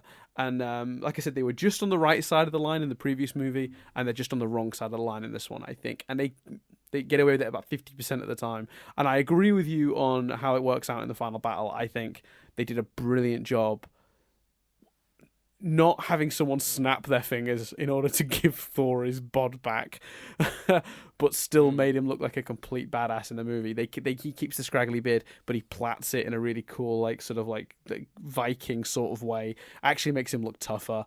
And then once he's got the armor on, he just looks like a badass again. I'm all on board for that. I think they handled that perfectly. I think he still looks like a total badass in the final fight without them having to have wasted a snap on giving him his bod. But I think in terms of the comedy, I think that's kind of where it went wrong for me. Yeah, I think like you say, it's things like immediately after the talk from Rocket, he still runs away. I think there's something nice thematically about fundamentally it's his mum that pulls him out of it. Yes. And I definitely agree with you on it absolutely makes sense for they were sowing the seeds of it in the last movie. It was a man that literally lost everything, and in the opening minutes of this movie, he gets revenge, but without being able to reverse it or fix it, the revenge is pointless, and it just takes him into this stupor, perfect. And this drunken state. It's brilliant. The choice is perfect. 100%. Yeah, absolutely. Yeah. What about the choices with? What about Black Widow then? Because again, I think they sewed that in quite nicely as well. All she wanted to do was work to a solution, so it makes sense that she would sacrifice her life. And I wish they'd played a little more on Hawkeye and her's relationship. They do it nicely, but he's got a child named after her. Remind the audience of that. Do you know what I mean? Just kind of make it even more clear that those two are family, and of course she's going to go over instead of him. Yeah. Or do you think? I found it kind of weird because I kind of wanted an emotional moment, and they tried to make it an action beat. And I found that to be an odd choice. I guess you go with those two characters. That makes sense that they would just resort to violence. But it kind of robs you of so they tried to have their cake and eat it too, as I've said before. But they tried to. So they have an action beat, and then she goes over and he grabs her hands, and he realizes as he's holding her hand that he's not going to be able to keep holding on to the hand of a person who doesn't want their hand held. Do you know what I mean? Gravity's doing a lot of work, and if she wants, she's going to be able to wriggle enough to get out of this. Yeah. He's not going to be able to save her at this point, and he realizes that, and she says, "Just let go." It's beautiful, and the "just let go" part is perfect, but I think there should have been more of a discussion and more of a moment, an emotional moment before they went, other than just we both have different ideas about who's about to jump, don't we? Which is a fun way to get into the sudden. Well, they're fighting, but I think we cut, and they've clearly been talking for a while about who needs to go, and I think show us a bit of that, please, so we can have some not in the midst of combat emotional discussion between the two characters. I think that would have driven it home just a little bit more. It was certainly all handled. There was more emotion and weight put behind Tony's, which more people knew her. He died saving the universe, etc., etc. Yeah. So I get it, but it's tough. But to be honest with you, and let me be very clear, I don't want this to happen. But I wouldn't be surprised if her. Well, yeah, exactly. It was sort of. I think that was sort of what they were doing at the lake. I don't want this to happen. But it wouldn't surprise me if we saw her again. Because for me, there were two potential setups. There was Hulk going, I really did try to bring her back. I miss her right at the end. And there's the fact that Cap returns the Soul Stone. So, although he says it's permanent, is there an element of, well, if he returns it? I don't know. I think Cap reuniting with Red Skull would have certainly been a scene people would have wanted to see. But yeah, it wouldn't surprise me if we do see her again. Now I feel like we were really robbed of something. Yeah, Cap and Red Skull would have been interesting to see. Oh, why didn't we get that? Oh, you've just hurt me even more, Chris. Oh, because we don't because it was already a little bit Lord of the Rings, wasn't it? There was a lot of endings in that movie.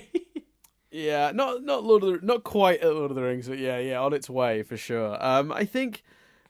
Yeah, that's a really interesting point. I don't want them to. I want them to commit to those deaths. Personally. I don't want that to happen at all. But it wouldn't surprise me if we saw her again. Yeah, I would agree. I mean, there's a reason I didn't think they'd kill her, and it's because why would you kill off one of your lead female characters? And I think you're right. Putting the Soul Stone back has implications. I didn't read the Hulk line like you did, though. I think the Hulk line was just him.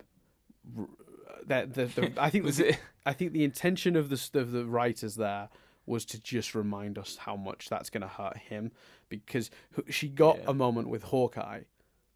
We never got to see the Hulk react to it, really. To see Banner react to it. So to have him be like, I really tried to bring her back, I think was their way of giving him like a, because obviously he had a very specific relationship with her, you know, to bring that round that way, because otherwise you'd have been like, well, you know, she gets a big moment with Hawkeye, but the other major character in her life, the other major character she was close to, what, nothing?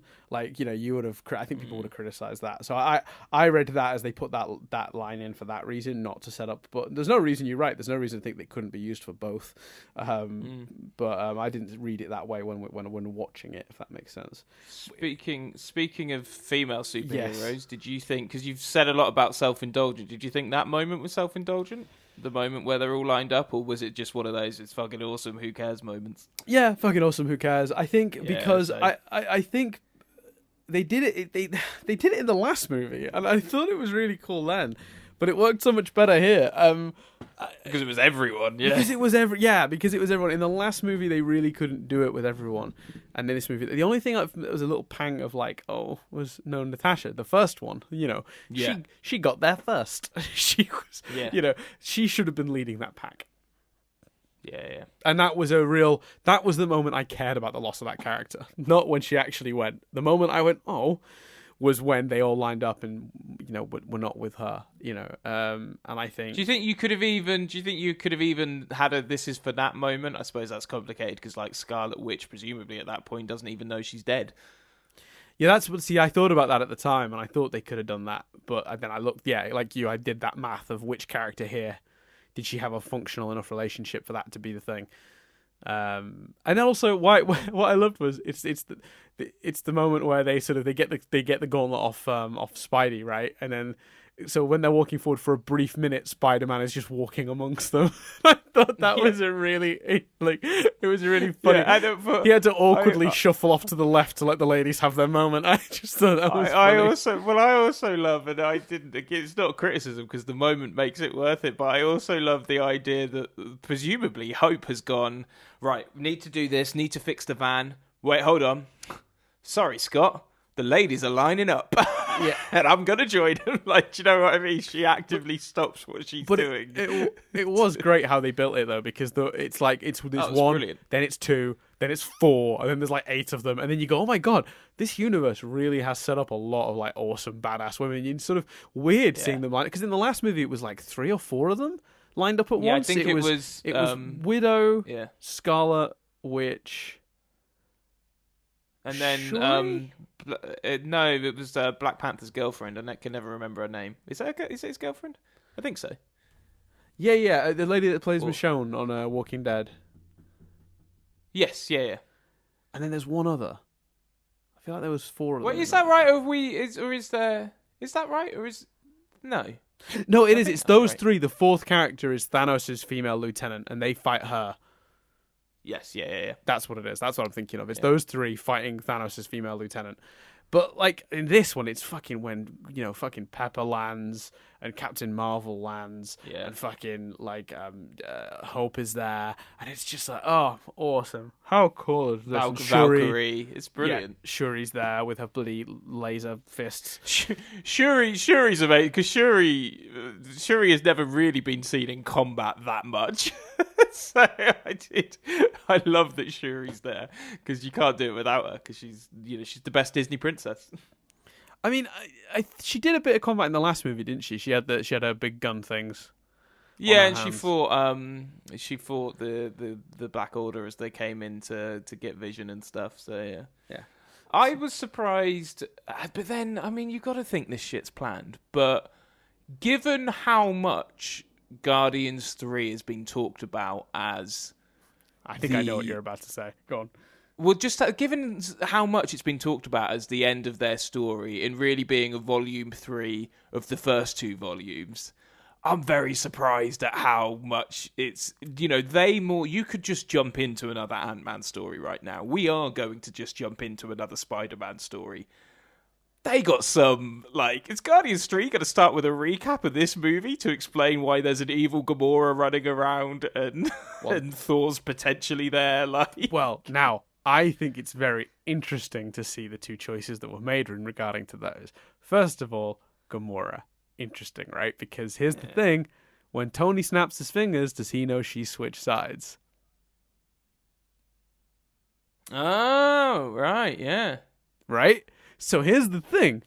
They've left that real open. We don't see her dusted, we don't see her not, and we very distinctly see Quill trying to track her down. Oh, yeah. Oh, I hadn't even thought of that. That's fascinating. So, if James Gunn wants to include Gamora in the next movie, he's got a Gamora. If he doesn't, all good. She's dusted. Don't worry about it. She's gone. Yeah. Or Do you think... if we're going down the route of the Soul Stone returned, do the sacrifices, then have we got a Gamora back the same way we're going to potentially get back a Nat? Maybe. I hope maybe. not. I hope maybe. But I hope not. I'm with you on that. But I'm just talking about other possibilities, because the one thing I will say that is a very valid concern I think people have is that we've been down this route of telling the story of Gamora falling in love with Quill. We're doing such good work with it. I would rather her just be gone, because retelling that story with new Gamora, no thank you.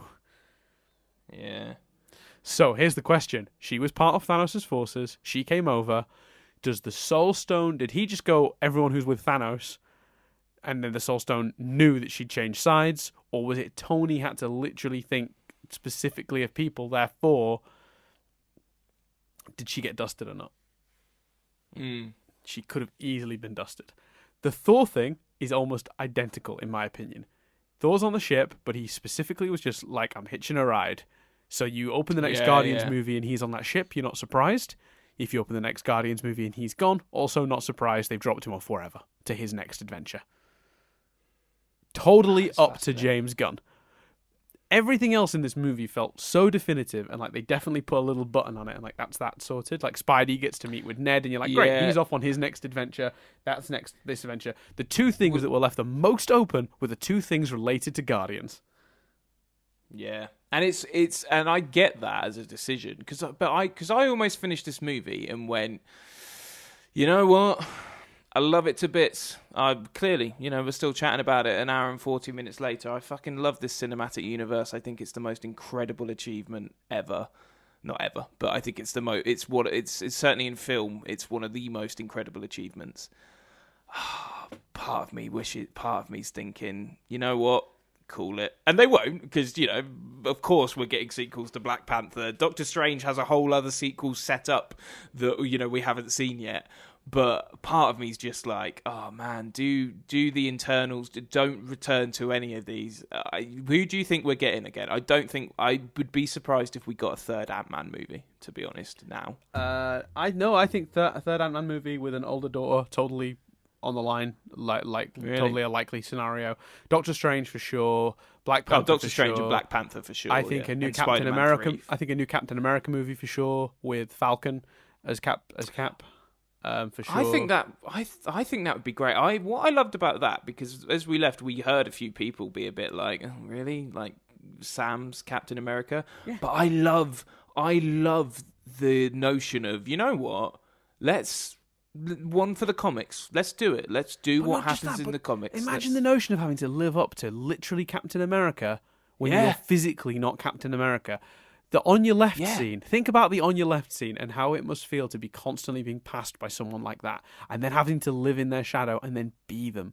Holy shit, the pressure of that. That's an interesting story. Yeah. Yes, please. Give me that movie. And I think Sam's a great character as it is, but that'll be a whole other layer. He's literally having to live in Cap's suits, like in Cap's shoes, sorry. Like that's crazy. But he's probably the most underserved B character. John Cheadle which is why he's perfect. Exactly. Yeah. That's what I'm saying. Yeah. Like, Don Cheadle's used brilliantly in this movie. Because at first I think there's an element of, they kept War Machine alive? Interesting. But I thought he was brilliant in this. And I'm like, oh, that's why. Like, and obviously Bucky's had a lot of good stuff. Scarlet Witch has had a lot of good stuff. Like, the great thing is, let's get some Falcon. You keep Bucky around because Cap needs a Bucky. And Falcon has a Bucky now. Oh, that was great. Yeah, what a great idea. I'm totally up for the idea of a new Cap movie where Falcon is Cap. Totally on board with that. I think that's a great idea. I think obviously a second Captain Marvel is without a question. Oh, gotcha. Yeah. And I think, but that's almost the most inconsequential from this, because you could set it. That's 2 or 3 points in her timeline now. You could set it after. I prefer her haircut at the beginning of the movie, if we're talking haircuts. Oh, I don't know. I like the shorter one because I think the shorter one is like I more like reminiscent it, of the but- comics. Fair enough. Yeah, they kind of gave her the comic look with the second one, but I think I kind of like that. But that's just me. But also, to be fair, the one thing you'll be losing there is I did love the idea in the first movie that every time her suit closes over, the hair sort of sticks up in that mohawk too. I think that's a pretty cool idea, and I wonder if that's gone now. Do you think? Well, unless the sequel is just immediately after the first movie, and it's her housing the scrolls. Or it's her and Hawkeye going out to the barbers, and they're both mid haircut, and the barber gets I loved snapped. as well. Actually, speaking of decent relationships, I loved one of my favorite small moments was careful on arrival, Rhodey. There's an idiot in reception. And when Captain Marvel turns to Rhodey and says good luck because she knows he's going to have the Clint chat. I love the notion that in those 5 years, Nebula and Rocket are a real team and Nebula knows the Avengers. You know what I mean? It just helps justify what happens with Nebula's character in this movie. I know, but what I also love is the camaraderie of Hulk coming out and giving him his taco, giving him one. Like there's something that's sweet about that I just really admired. Like I just thought it was such a nice choice. I can't even explain why that one gave me joy, but that moment did when he's just because it's just the idea that he's done it enough times that he knew what would happen, and he came out with an extra one. Like that idea tickles me. Also, I just love, and again, I love and hate how defined and happy and clear Professor Hulk's character was throughout this movie. I love it because I think they did beautiful stuff with it, and I dislike it because it means we didn't see any development. One of my favorite jokes in the whole movie is when he's really embarrassed seeing his old self in the that's great. in the when they go back to 2012, and I love the moment where he has to pretend to be Hulk, so he has to smash things, but he really does it half-heartedly. He's like, oh, bang, it's so that's good. such a great bit of physical comedy. The whole movie, man, is so beautifully fan-pleasing. Cap fighting himself. That was one of my favourite jokes in the movie. One, I love the let's get this son of a bitch and are you shitting me? I love that on the surface when he's in the meeting and he's like coaching one of the Russo brothers on dating, which is amazing because what's amazing is in both screenings I felt like I was the only one going, that's one of the Russo brothers. Like I was looking around and no one else was reacting to it, and I was like, oh, maybe it's just me that realizes that then.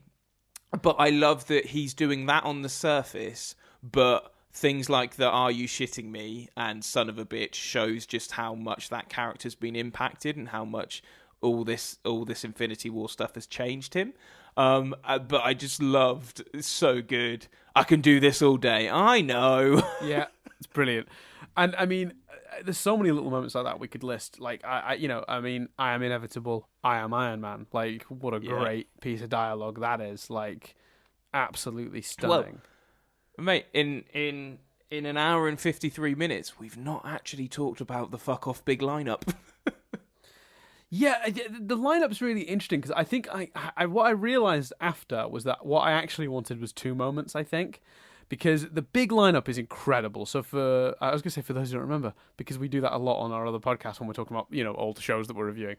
Yeah. You presumably remember this because you've hopefully seen the movie before you're listening to this. God, I hope so. Yeah, the portals all open, they all come out, and then there's this incredible shot, and they framed it perfectly. It goes down the lineup because you're not going to be able to get everyone into a shot. But by moving down the line, you get the scale of it. And you also get to zoom past every major character, right? Awesome, right?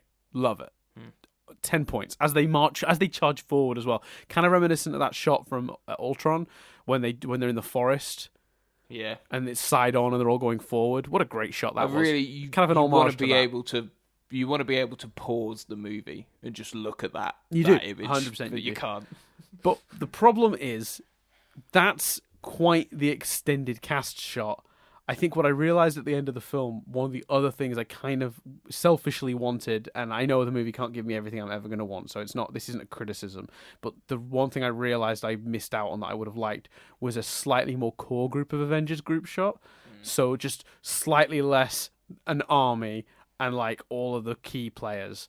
So basically the leads from the movies: Ant-Man, the Guardians, Doctor Strange, the core, because we kind of got Doctor Strange and Wong, and Ant-Man. Well, I suppose the Wasp was a key because of Ant-Man and the Wasp. But do you know what I mean? I think what you're saying is like the core. So like the leads. So Wakanda's a good example. You've exactly summed it up. It's the leads. So it's I didn't want Doctor Strange to. I wanted a shot later on. I wanted that shot, the whole army, but I wanted a moment like the Thanos fight from the first part of this, where it was like Spidey throws a kick, then Star-Lord shoots a blast, then Doctor Strange does a thing, and it was all like that. And then there was a moment when they were all just surrounding Thanos like that. I wanted that again, but with a slightly expanded cast that also included Cap and Thor. And like the other big names that were missing the first time. Kind of like the Avengers shot where they all land from the first one, the camera pans around them. Something like that with the core crew. I think that's something I felt like I was slightly missing, but dear Lord, like, yeah. Oh, it's still incredible, and I think it's the one moment everyone predicted, but that doesn't make it any less satisfying. Yeah, 100%. Absolutely. So do you think though? Because the thing is, Dan, they even give the dialogue. Is that everyone? What? You wanted more? Opens another portal. The Defenders. Is part of you like, oh, they could have done it. Yeah, of course. They could have done it with stock footage. Yeah. Yeah. Yeah. Because again, you got to think the sorcerers know about them. Because I thought about it afterwards, and I was like, well, maybe the sorcerers aren't putting your street level heroes in danger. And I'm like, no, that's not true, because fundamentally Drax doesn't have any superpowers, and actually Jessica Jones and Luke Cage do. So you could have... And Iron Fist does. It's only Daredevil fucking fundamentally Shuri doesn't have any superpowers. Fundamentally Black Widow doesn't have any superpowers. Exactly, yeah. Fundamentally Hawkeye doesn't have any superpowers. Come on, yeah. Yeah. Exactly. Yeah. You don't even have to go as far. It's a shame, because it also does feel like if the relationship had been better between the two studios, actually it would have happened. 100%. And it would have been easy. Would have been. But do you think there's an element of where do you draw the line? Agents of Shield's Cloak and Dagger. It's now got so big. Yeah, I know you draw the line at Agents of Shield. That's where you draw the line. Because the other ones don't directly link in the same way that the Defenders did. The Defenders directly referenced the Battle of New York. That's categorically in the same universe. All the other stuff could be a different timeline. All the other stuff is vague enough that you could say it's not in the same universe. Yeah. And that's huge heroes. Imagine seeing Daredevil and Spider-Man in the same shot. Oh, it would have been amazing. Would have been absolutely. And you know what? And I'm sorry, it wouldn't have been confusing either. You can't tell me, oh yeah, but people that have not watched those shows might have been confused. Because, I'm sorry, they don't really they do mention it, but the Sorcerer's Army, you can argue that. There's a shitload of sorcerers that you just have to go, oh, well, I guess there's a shitload of sorcerers. That makes sense. Okay, cool. You know what I mean? Yeah. Yeah, well, there's three armies. There's obviously the Wakandan army, there's the Sorcerer's Army, and then there's the Asgardians. Which, by the way, I loved the idea of New Asgard. I thought that was such a funny concept. Yeah, I love that it's welcome to New Asgard as well. Yeah, it's just great. It's just... Oh, and also, I tell you what, I would have never predicted, and I'm so glad we got it, the return. The greatest return. I mean, the real... Let's be honest, Chris, the cameo we were all waiting for. Korg. Korg is back. Korg and Meek. Funny. Korg and Meek, and he was like yelling... That was one of the Thor jokes that really worked for me, when he yelled at that kid for bullying Korg on fucking like Fortnite or whatever game he was playing. That was great. And I also really liked, and I heard some people like, I can't decide. I'm a little bit more torn on this one. The cafe scene with the autograph and the picture, sorry. Don't know where I land on feel- that. I think I can't decide at what point that goes on for too Yeah. long. It's a funny joke, Yeah. but I think that there's a point when it goes on for too long. That one I definitely agree with you on in terms of like the jokes. I found a lot of the jokes you thought were too far still quite funny. That one I was like, oh, this is going on a little bit too long. And then when he dabs, it's like, okay, so we're in a world with all this destruction, but 5 years later, dabbing is still a thing. Like, I don't know, yeah. Like, Although I did yeah. enjoy it, I must admit. So I think the premise is funny, so I laugh initially. Then it goes on too long, and he's dabbing, and it's like, oh god. But then I must admit, the very end line of "Listen to your mum," that made I did get a chuckle out. That did get a chuckle out of me, to be fair. Yeah, it was good. Like I say, I so thought bad it to was say. much funnier than I thought. For me, like I said, so many of the jokes missed. I do feel like they should have let Joss Whedon have a pass at the script. Feels dirty to say, but Oh, really? Because none of the movies have hit the comedy he had in his first two movies. None of them. There's never been a moment as funny as the Hulk suddenly punching Thor out of nowhere, or puny God, or like I don't know, his dialogue jokes, like the language joke from the start of Ultron. I don't think I'm going to remember half the jokes from this movie in 5 years, 10 years time. Oh, I think I will. Like you say, like the genius of the quill moment was phenomenal, and then War Machine just punching him. Yeah, I'll give you the cool one. The cool one is great. That got a reaction in the first of my two showings, but not the second one, which I thought was interesting. Yeah, that's what I mean. And I suppose like as much as I'm loving the jokes and stuff, it'll be interesting to watch it tonight on a Saturday night crowd to see how well the jokes land, because they, like I said, they were not particularly landing at all in the second time I watched it. Yeah, I think that's interesting. I think that is what you're gonna. I think that, but that it's. I mean, not to use anecdotal evidence because I think that's spurious at best because it's two screenings. But do you not think that's it? That's maybe indicative of my point. That's what I've said. That's what I said. That's the point I was making. Like, I think maybe as much as I liked it, maybe that points more towards what you're saying. Yeah, I think I do. Like I said, for me, I found it like very hit and miss on the joke. So whereas I think whenever I saw the first Avengers like 3 or 4 times, I don't think I remember a screening where people didn't laugh at Hulk smashing Loki, or even the shawarma scene. Which, let's talk about this element then. No post credits at all. Well, it's funny Bold. because so in the midnight screening, I already knew from you there was no post credits. Correct. And other people had said that by that point as well. So we're still sat there anyway, and then a dude comes in, this weary looking cinema worker comes in and goes, "Guys, if you're waiting for a post-credit scene," to which I really wanted to go, fucking of course we're waiting for a post-credit. What do you think we're doing? It's 3 a.m. He goes, "If you're waiting for a post-credit scene, there isn't one." So we're like, it's 3 a.m. Let's go home. And then the second time, I wanted to get home, and I wanted to eat something, Dan. I had a fucking warm baguette in my bag that, I hadn't touched.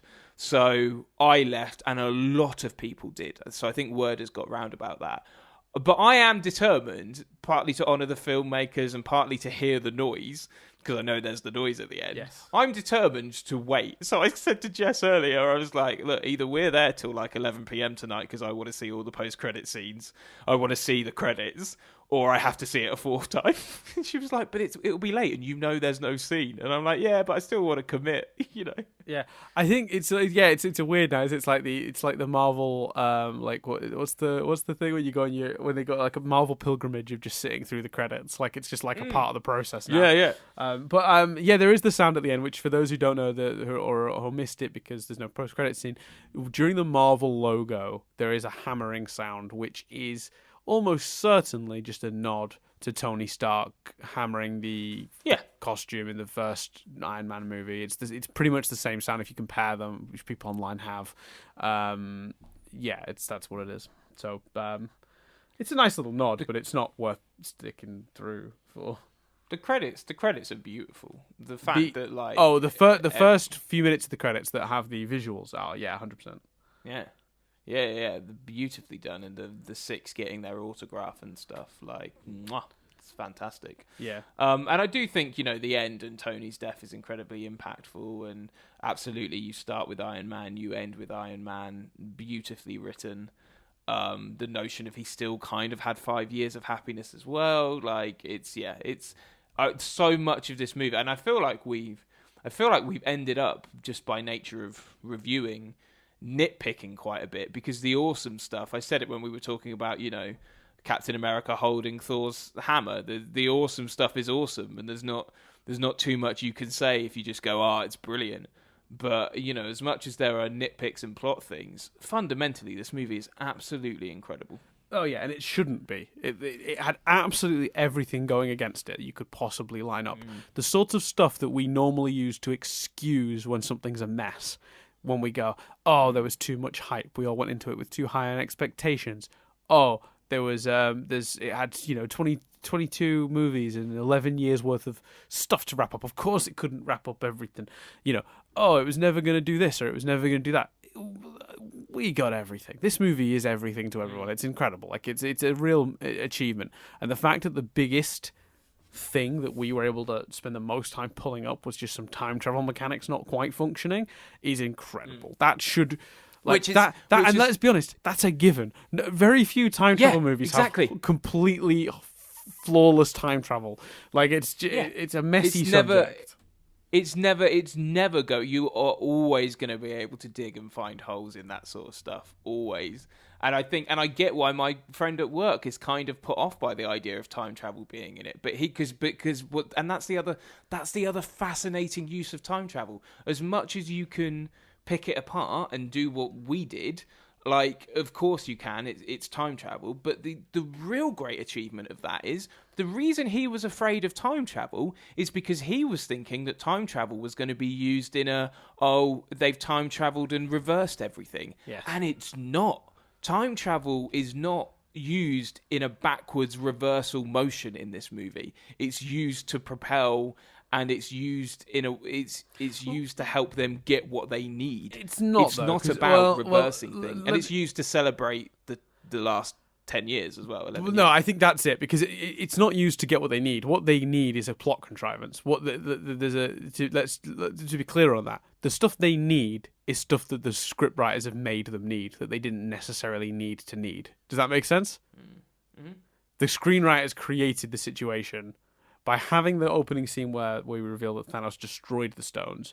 You create the need for the time travel for them. The reason it's in the script is the nostalgia trip, is the chance to see characters that are gone without having to explain how they're in this fucking movie. And, to have moments where Tony gets to get some closure with his dad, or Thor gets to have closure with his mum, or Cap gets to have Peggy, But, mate, that incredible lift scene where you think it's going to play out as it did before, and he just goes, "Hail Hydra." Oh, and it's such a nod to, you were pissed when he was Hydra, weren't you? Yeah, it was great. Perfect. And also, can I just say as well, thank you, Russo brothers, for once again cramming in Community cast members, 2 of them. Pretty good going. Yeah. You got Abed into Civil War. I forgot who you got the Dean into you got Abed into Winter Soldier. You got the Dean into Civil War. Who did they get into Infinity War? I'm not sure. Well, Infinity War had the Arrested Development reference. Right, yeah, but it wasn't actually the actor, was it? So it wasn't David Cross, so... No, but it was that was their nod to that past, the stuff they've worked on. I mean, we've already got Donald Glover in the universe because he's obviously Spider-Man. He's Miles' uncle. Yeah. Yeah. Anyway, and then you had Shirley in this one, and Dr. Ken Jeong as well. Yeah, Dr. Ken, God, yeah, that's that famous thing he's definitely remembered for. Well, no, I meant that more because he was a doctor. I'm just using his formal title now. Yeah, that's fair. For a second there, I thought you were trying to say he was a doctor in the movie. I'm like, mate, he worked in a car park. He definitely wasn't a doctor in this movie. That one's a blink and you miss it. It was the second time watching that I was like, is that Ken Jeong? It's because he's got they've give him a big silly mustache, haven't they? Which is really strange. Yeah. But I know I recognize him in the first. I recognize him in the first screening. But I will say that, like, there was a part of me going, "No, I've seen that wrong." It was only the second viewing that I definitely knew it was him. Yeah. Like, because the first time I was looking at him going, "That definitely looks like Ken Jeong," or am I just a racist? Like, Would you? Yes. No, I'm joking. Would you have? So just and we will wrap it up because we're exhausted and no doubt listeners are. But your reference earlier to Thor: The Dark World, a movie which we both hate. It's my least favorite MCU movie. Would you have done that stowed in a different way? Do you think it is because it's the same writers, or? No, you have to do it in that way because Yeah, because that's the only point that stone intersected with their timeline, and the premise of the movie is we've all bumped into and nearly been killed by these stones. And you get the moment with his mum as well, which is really exactly. That's exactly what I was getting to. So like the character's motivation and the character reason for going back through their own timeline is they need the stones. So they have to go back to the point they intersected with the stones. Otherwise, it doesn't really make sense. So you have to. The only time it's intersected with them is Thor: The Dark World. So you're going back to Thor: The Dark World regardless. So that's number one. But number two, the other main reason the writers chose to include this mechanic was for an excuse to get these characters these incredible moments of closure as they close up essentially 20 movies worth of storytelling, right? 20 plus movies. Is this the 23rd? Because people keep going 22 movies. Is this the 22nd or is this the 23rd? I think it's the 22nd. But people keep going it's closing up 22 movies of continuity, which makes me think this one's the 23rd. Oh, maybe then. I'm not sure. Yeah, I can't. I'll have to let's do it. Fuck it. So, Iron Man, Incredible Hulk, Iron Man 2, Thor, Captain America, the First Avenger, Avengers Assemble, or The Avengers, Iron Man 3, Captain America Winter Soldier, Thor: The Dark World, Guardians of the Galaxy, Age of Ultron, Ant-Man, and then Captain America Civil War. I'm not going to get these in the right order, but Thor: Ragnarok, Doctor Strange, Spider-Man: Homecoming, Guardians of the Galaxy Volume 2, Ant-Man, Captain Marvel, Avengers Infinity War. And have I missed anything? Doctor Strange. Which makes 20.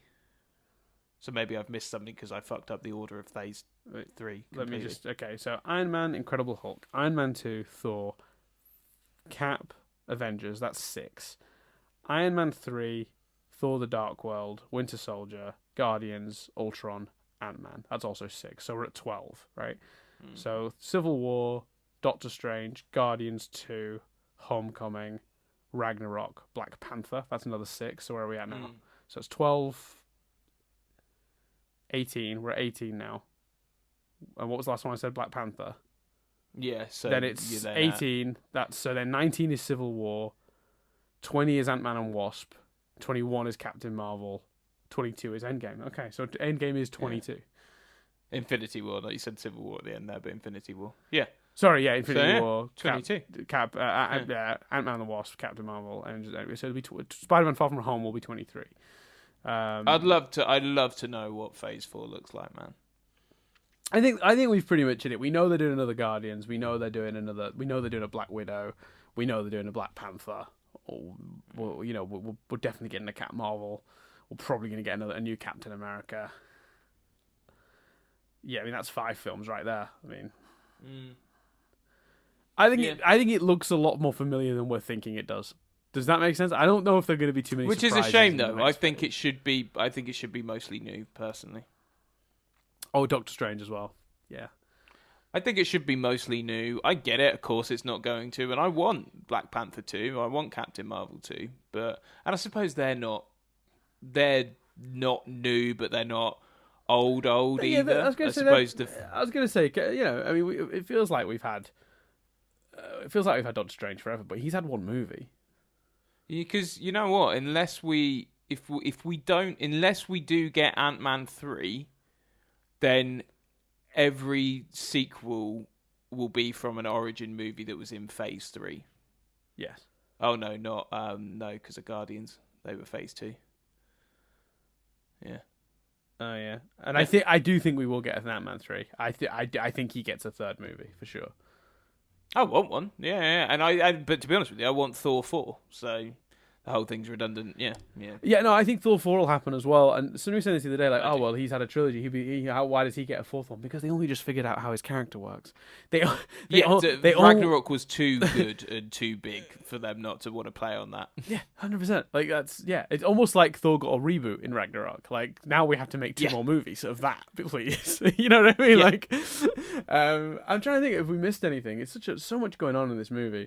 I think the ultimate thing, though, I started out pointing out the flaws because that's just a more interesting discussion-worthy point. But in reality, like the film is incredible and it's a marvel. See what I did there? Right. It's a miracle. Actually, is probably a more accurate word that it exists and functions in any way, shape, or form. And I think there was when the green title card came up, I did think, oh man, what if it's bad? And it's not. It's brilliant. There's a reason I've seen it twice already, and will see it at least a third time. Like, I saw it twice within 24 hours. Well, 27 hours, 28 hours. I saw it. Like, yeah, but I got to see it late night screening Monday, then again same Tuesday. I just went back and did it again. Ridiculous. And then. I'll probably see it again today. So it's like, yeah, it's really exciting. But a bit of an end of an era. And I think we should talk a little bit about the Steve thing. I suppose we haven't really talked about it. We talked about Iron Man's ending and how he got a great moment and of sacrifice. But I suppose with Steve, we talked about the time travel mechanic of it, but the actual emotional pin of him dancing with Peggy. Oh, it's beautiful, and him then turning into Clint Eastwood. I honestly, that for a was second, freaky. was like, I thought they'd cast Clint Eastwood. I was like, have they aged him, or is he literally being played by Clint Eastwood? Like, I honestly had the same thought. It's like you know what it is. It's the first two shots he looks like Clint Eastwood, and then he llooks like Chris Evans in makeup, and it's because it's both. Yeah. I couldn't tell where the fucking line was. It was bizarre. I thought it was beautiful. I think it's the ending they've been, and I know a few people are like, "Oh, so did he now kiss his niece?" And yeah, a possibly, lot of people seem to feel that how it's worked is that when she said she'd had a husband, she meant him. But to me, again, that breaks the time travel logic. It's a different they've set up, so it's hard to sort of see that. But yeah, maybe. Yeah, but I don't. But he didn't know it was his niece, and there's they did the rebound plot before he goes back to be able to find his one true love. I thought that was a really lovely note to end the film, and it kind of does fundamentally exactly what the Avengers did. Do you remember going into the Avengers that sense of, well, Captain America should be the lead, but Iron Man's the heart of this. And they found a way in that movie to have Captain America lead the team and be in charge and give the orders, etc. But Tony does the big gesture and then falls and suffers, and Tony's the heart of it. And it's exactly the same with this. Steve, he's the one that says Avengers Assemble. He's the one that picks up the hammer. He's the one that gets the happy ending. He's the soldier. He's the leader.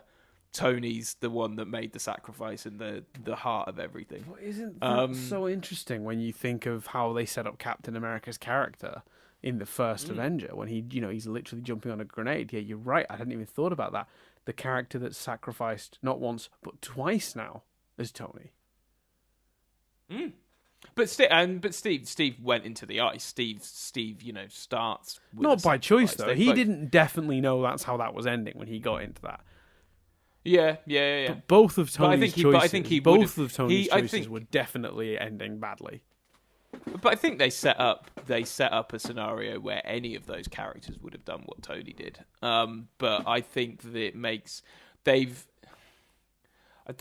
lot of sense for Steve to get the happy ending, and I think it is a beautiful note to end the film on, especially when you could have ended it. You could have ended it at Nick Fury at the end of the funeral procession if you wanted.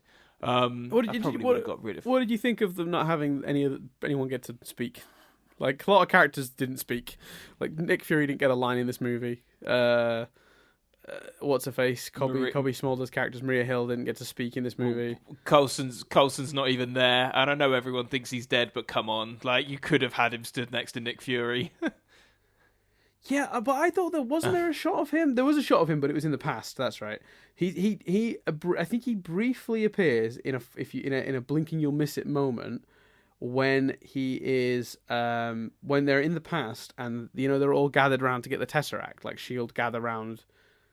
But he's dead by then, isn't he? Yeah, he should be. Oh yeah, I thought there was a blink and miss it him in the background in a suit, but I guess that wouldn't make any sense.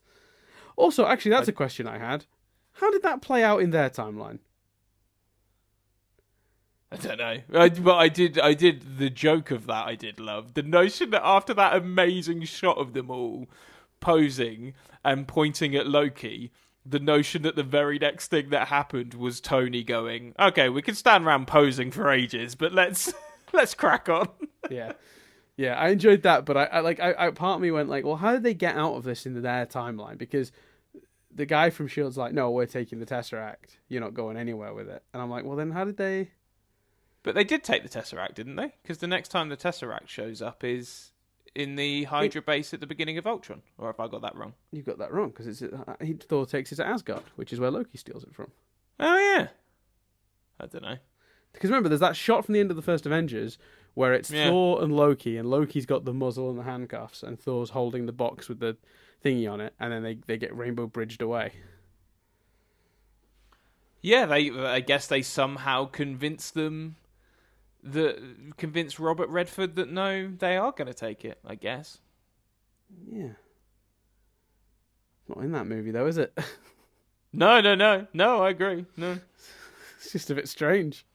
Because I do remember thinking when I watched it, I find it strange that S.H.I.E.L.D. are quite willing to let the weapon and the fucking person who committed all those crimes leave. So it makes sense to me that they'd be like, whoa, no, he just committed a crime here on Earth. He just basically nearly got us all killed. Like, he's coming back. Like, he's staying with us. Like, we're not letting that fucker out of our sight. Maybe Nick Fury stepped in originally. I'm not sure. Really interesting.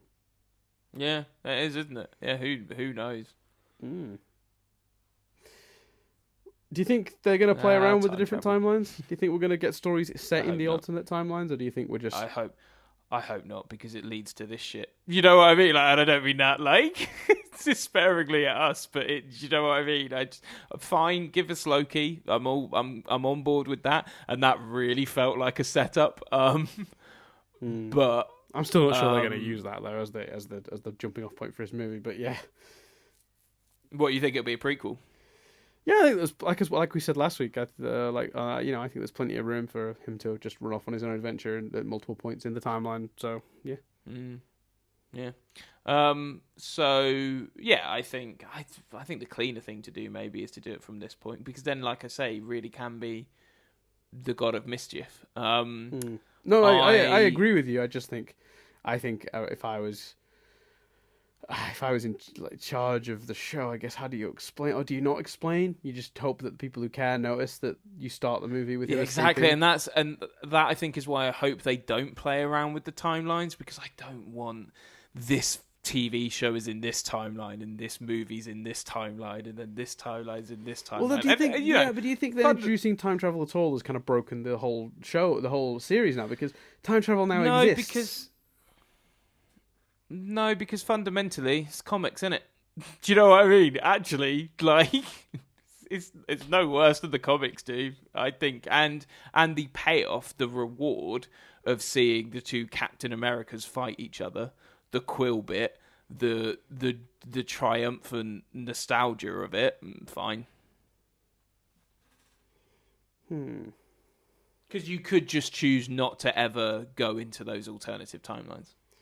Yeah, but now, how is time travel not the answer to everything? Yeah. Because that's the problem the comics have, is that, like, for example, in the comics, there was a recent-ish plot where Tony died, and they went back and brought young Tony forward. And now there's just a young Iron Man. Like, how is that not the solution that they go for? Like, time travel now exists.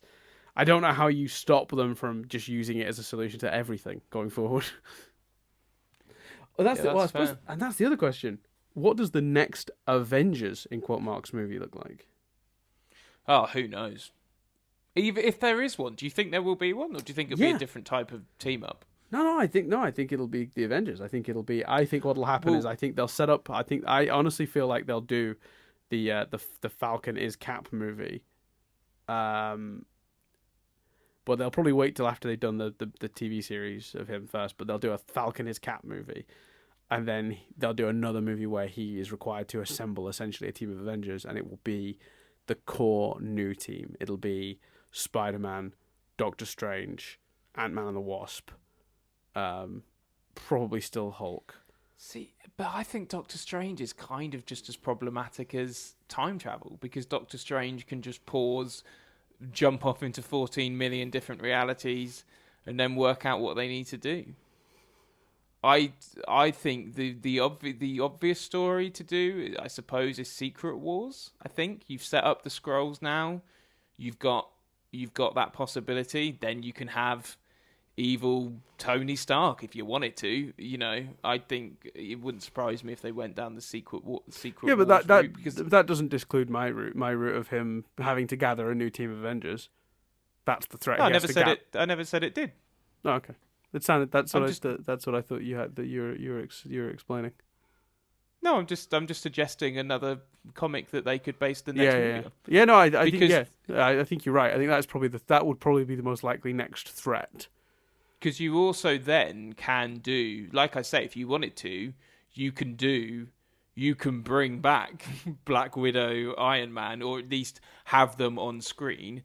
And then suddenly if you do Secret Wars, you've got the potential for visuals in imagery and events that are bigger than what we saw in this movie. I suppose the question is, do you do Secret Wars as the finale to Phase 4, or do you do it as the big finale to Phase 6?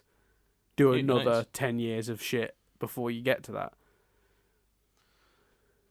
Another 10 years. I might just drop out now of the MCU. I won't. Obviously, I won't. But, yeah, I don't know. Who knows? It's one of those, it's that Steven, it's the same conversation we've been having on Steven University. You wrapped it all up so good. I got to trust you that what you do next is awesome, but it's going to be interesting. Yeah, I agree. Yeah, there's a lot of different stuff they could do with it, 100%. It's exciting. I it's exciting, but it's also like it's tiring. I'm glad there's a gap now. I'm glad I don't have to think about this for a while. Like, yeah, it does feel like a neat bow. Like I say, if they did go, we're not doing anything else with any of these characters, I'd go, that sucks that we're not going to see some of the stuff you set up, like Doctor Strange, too. But I get it. Yeah. Anyway, basically, you've already seen the movie, but see it again. It's fucking awesome. Yeah. And then, obviously, Game of Thrones this week. There's a lot going on. A lot of deaths this weekend, I feel. Yeah, someone on Screen Junkie said that come Tuesday, the amount of huge characters in pop culture that could be dead is amazing. Yeah, 100%. Absolutely. I did think, as the credits rolled, your move, Game of Thrones. Yeah. Battle of Winterfell better be something special, right? Yeah. And I'm not even emotionally invested, and I'll probably watch. But I tell you what, I'm not gonna say. I mean, how many times in the last episode did they say that it was safe in the crypts?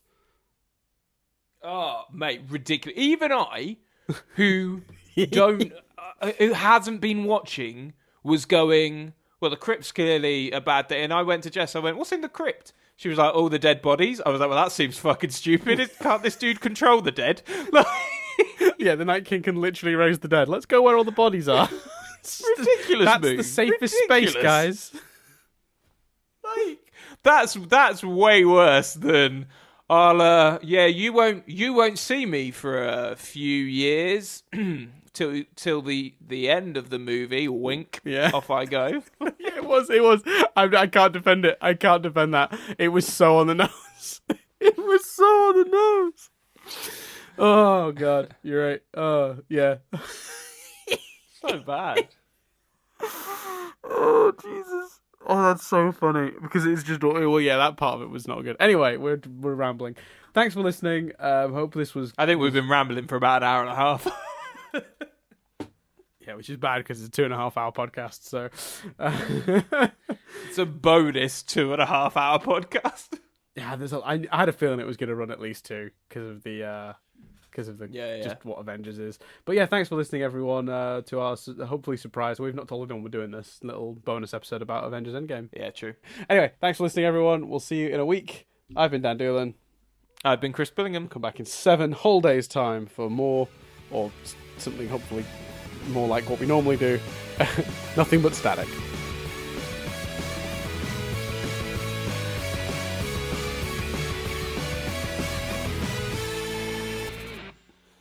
Boom. Right, that's ridiculous, Chris. We have nearly been talking for 3 hours. Can I please go home? Like, can I be free? You can stop pointing the gun at me. Untie me from this chair and let me go home.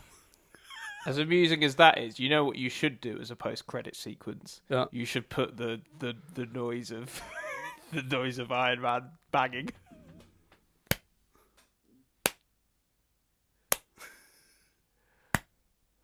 I meant actually insert it, but you can clap. Just doing a bit of Foley work.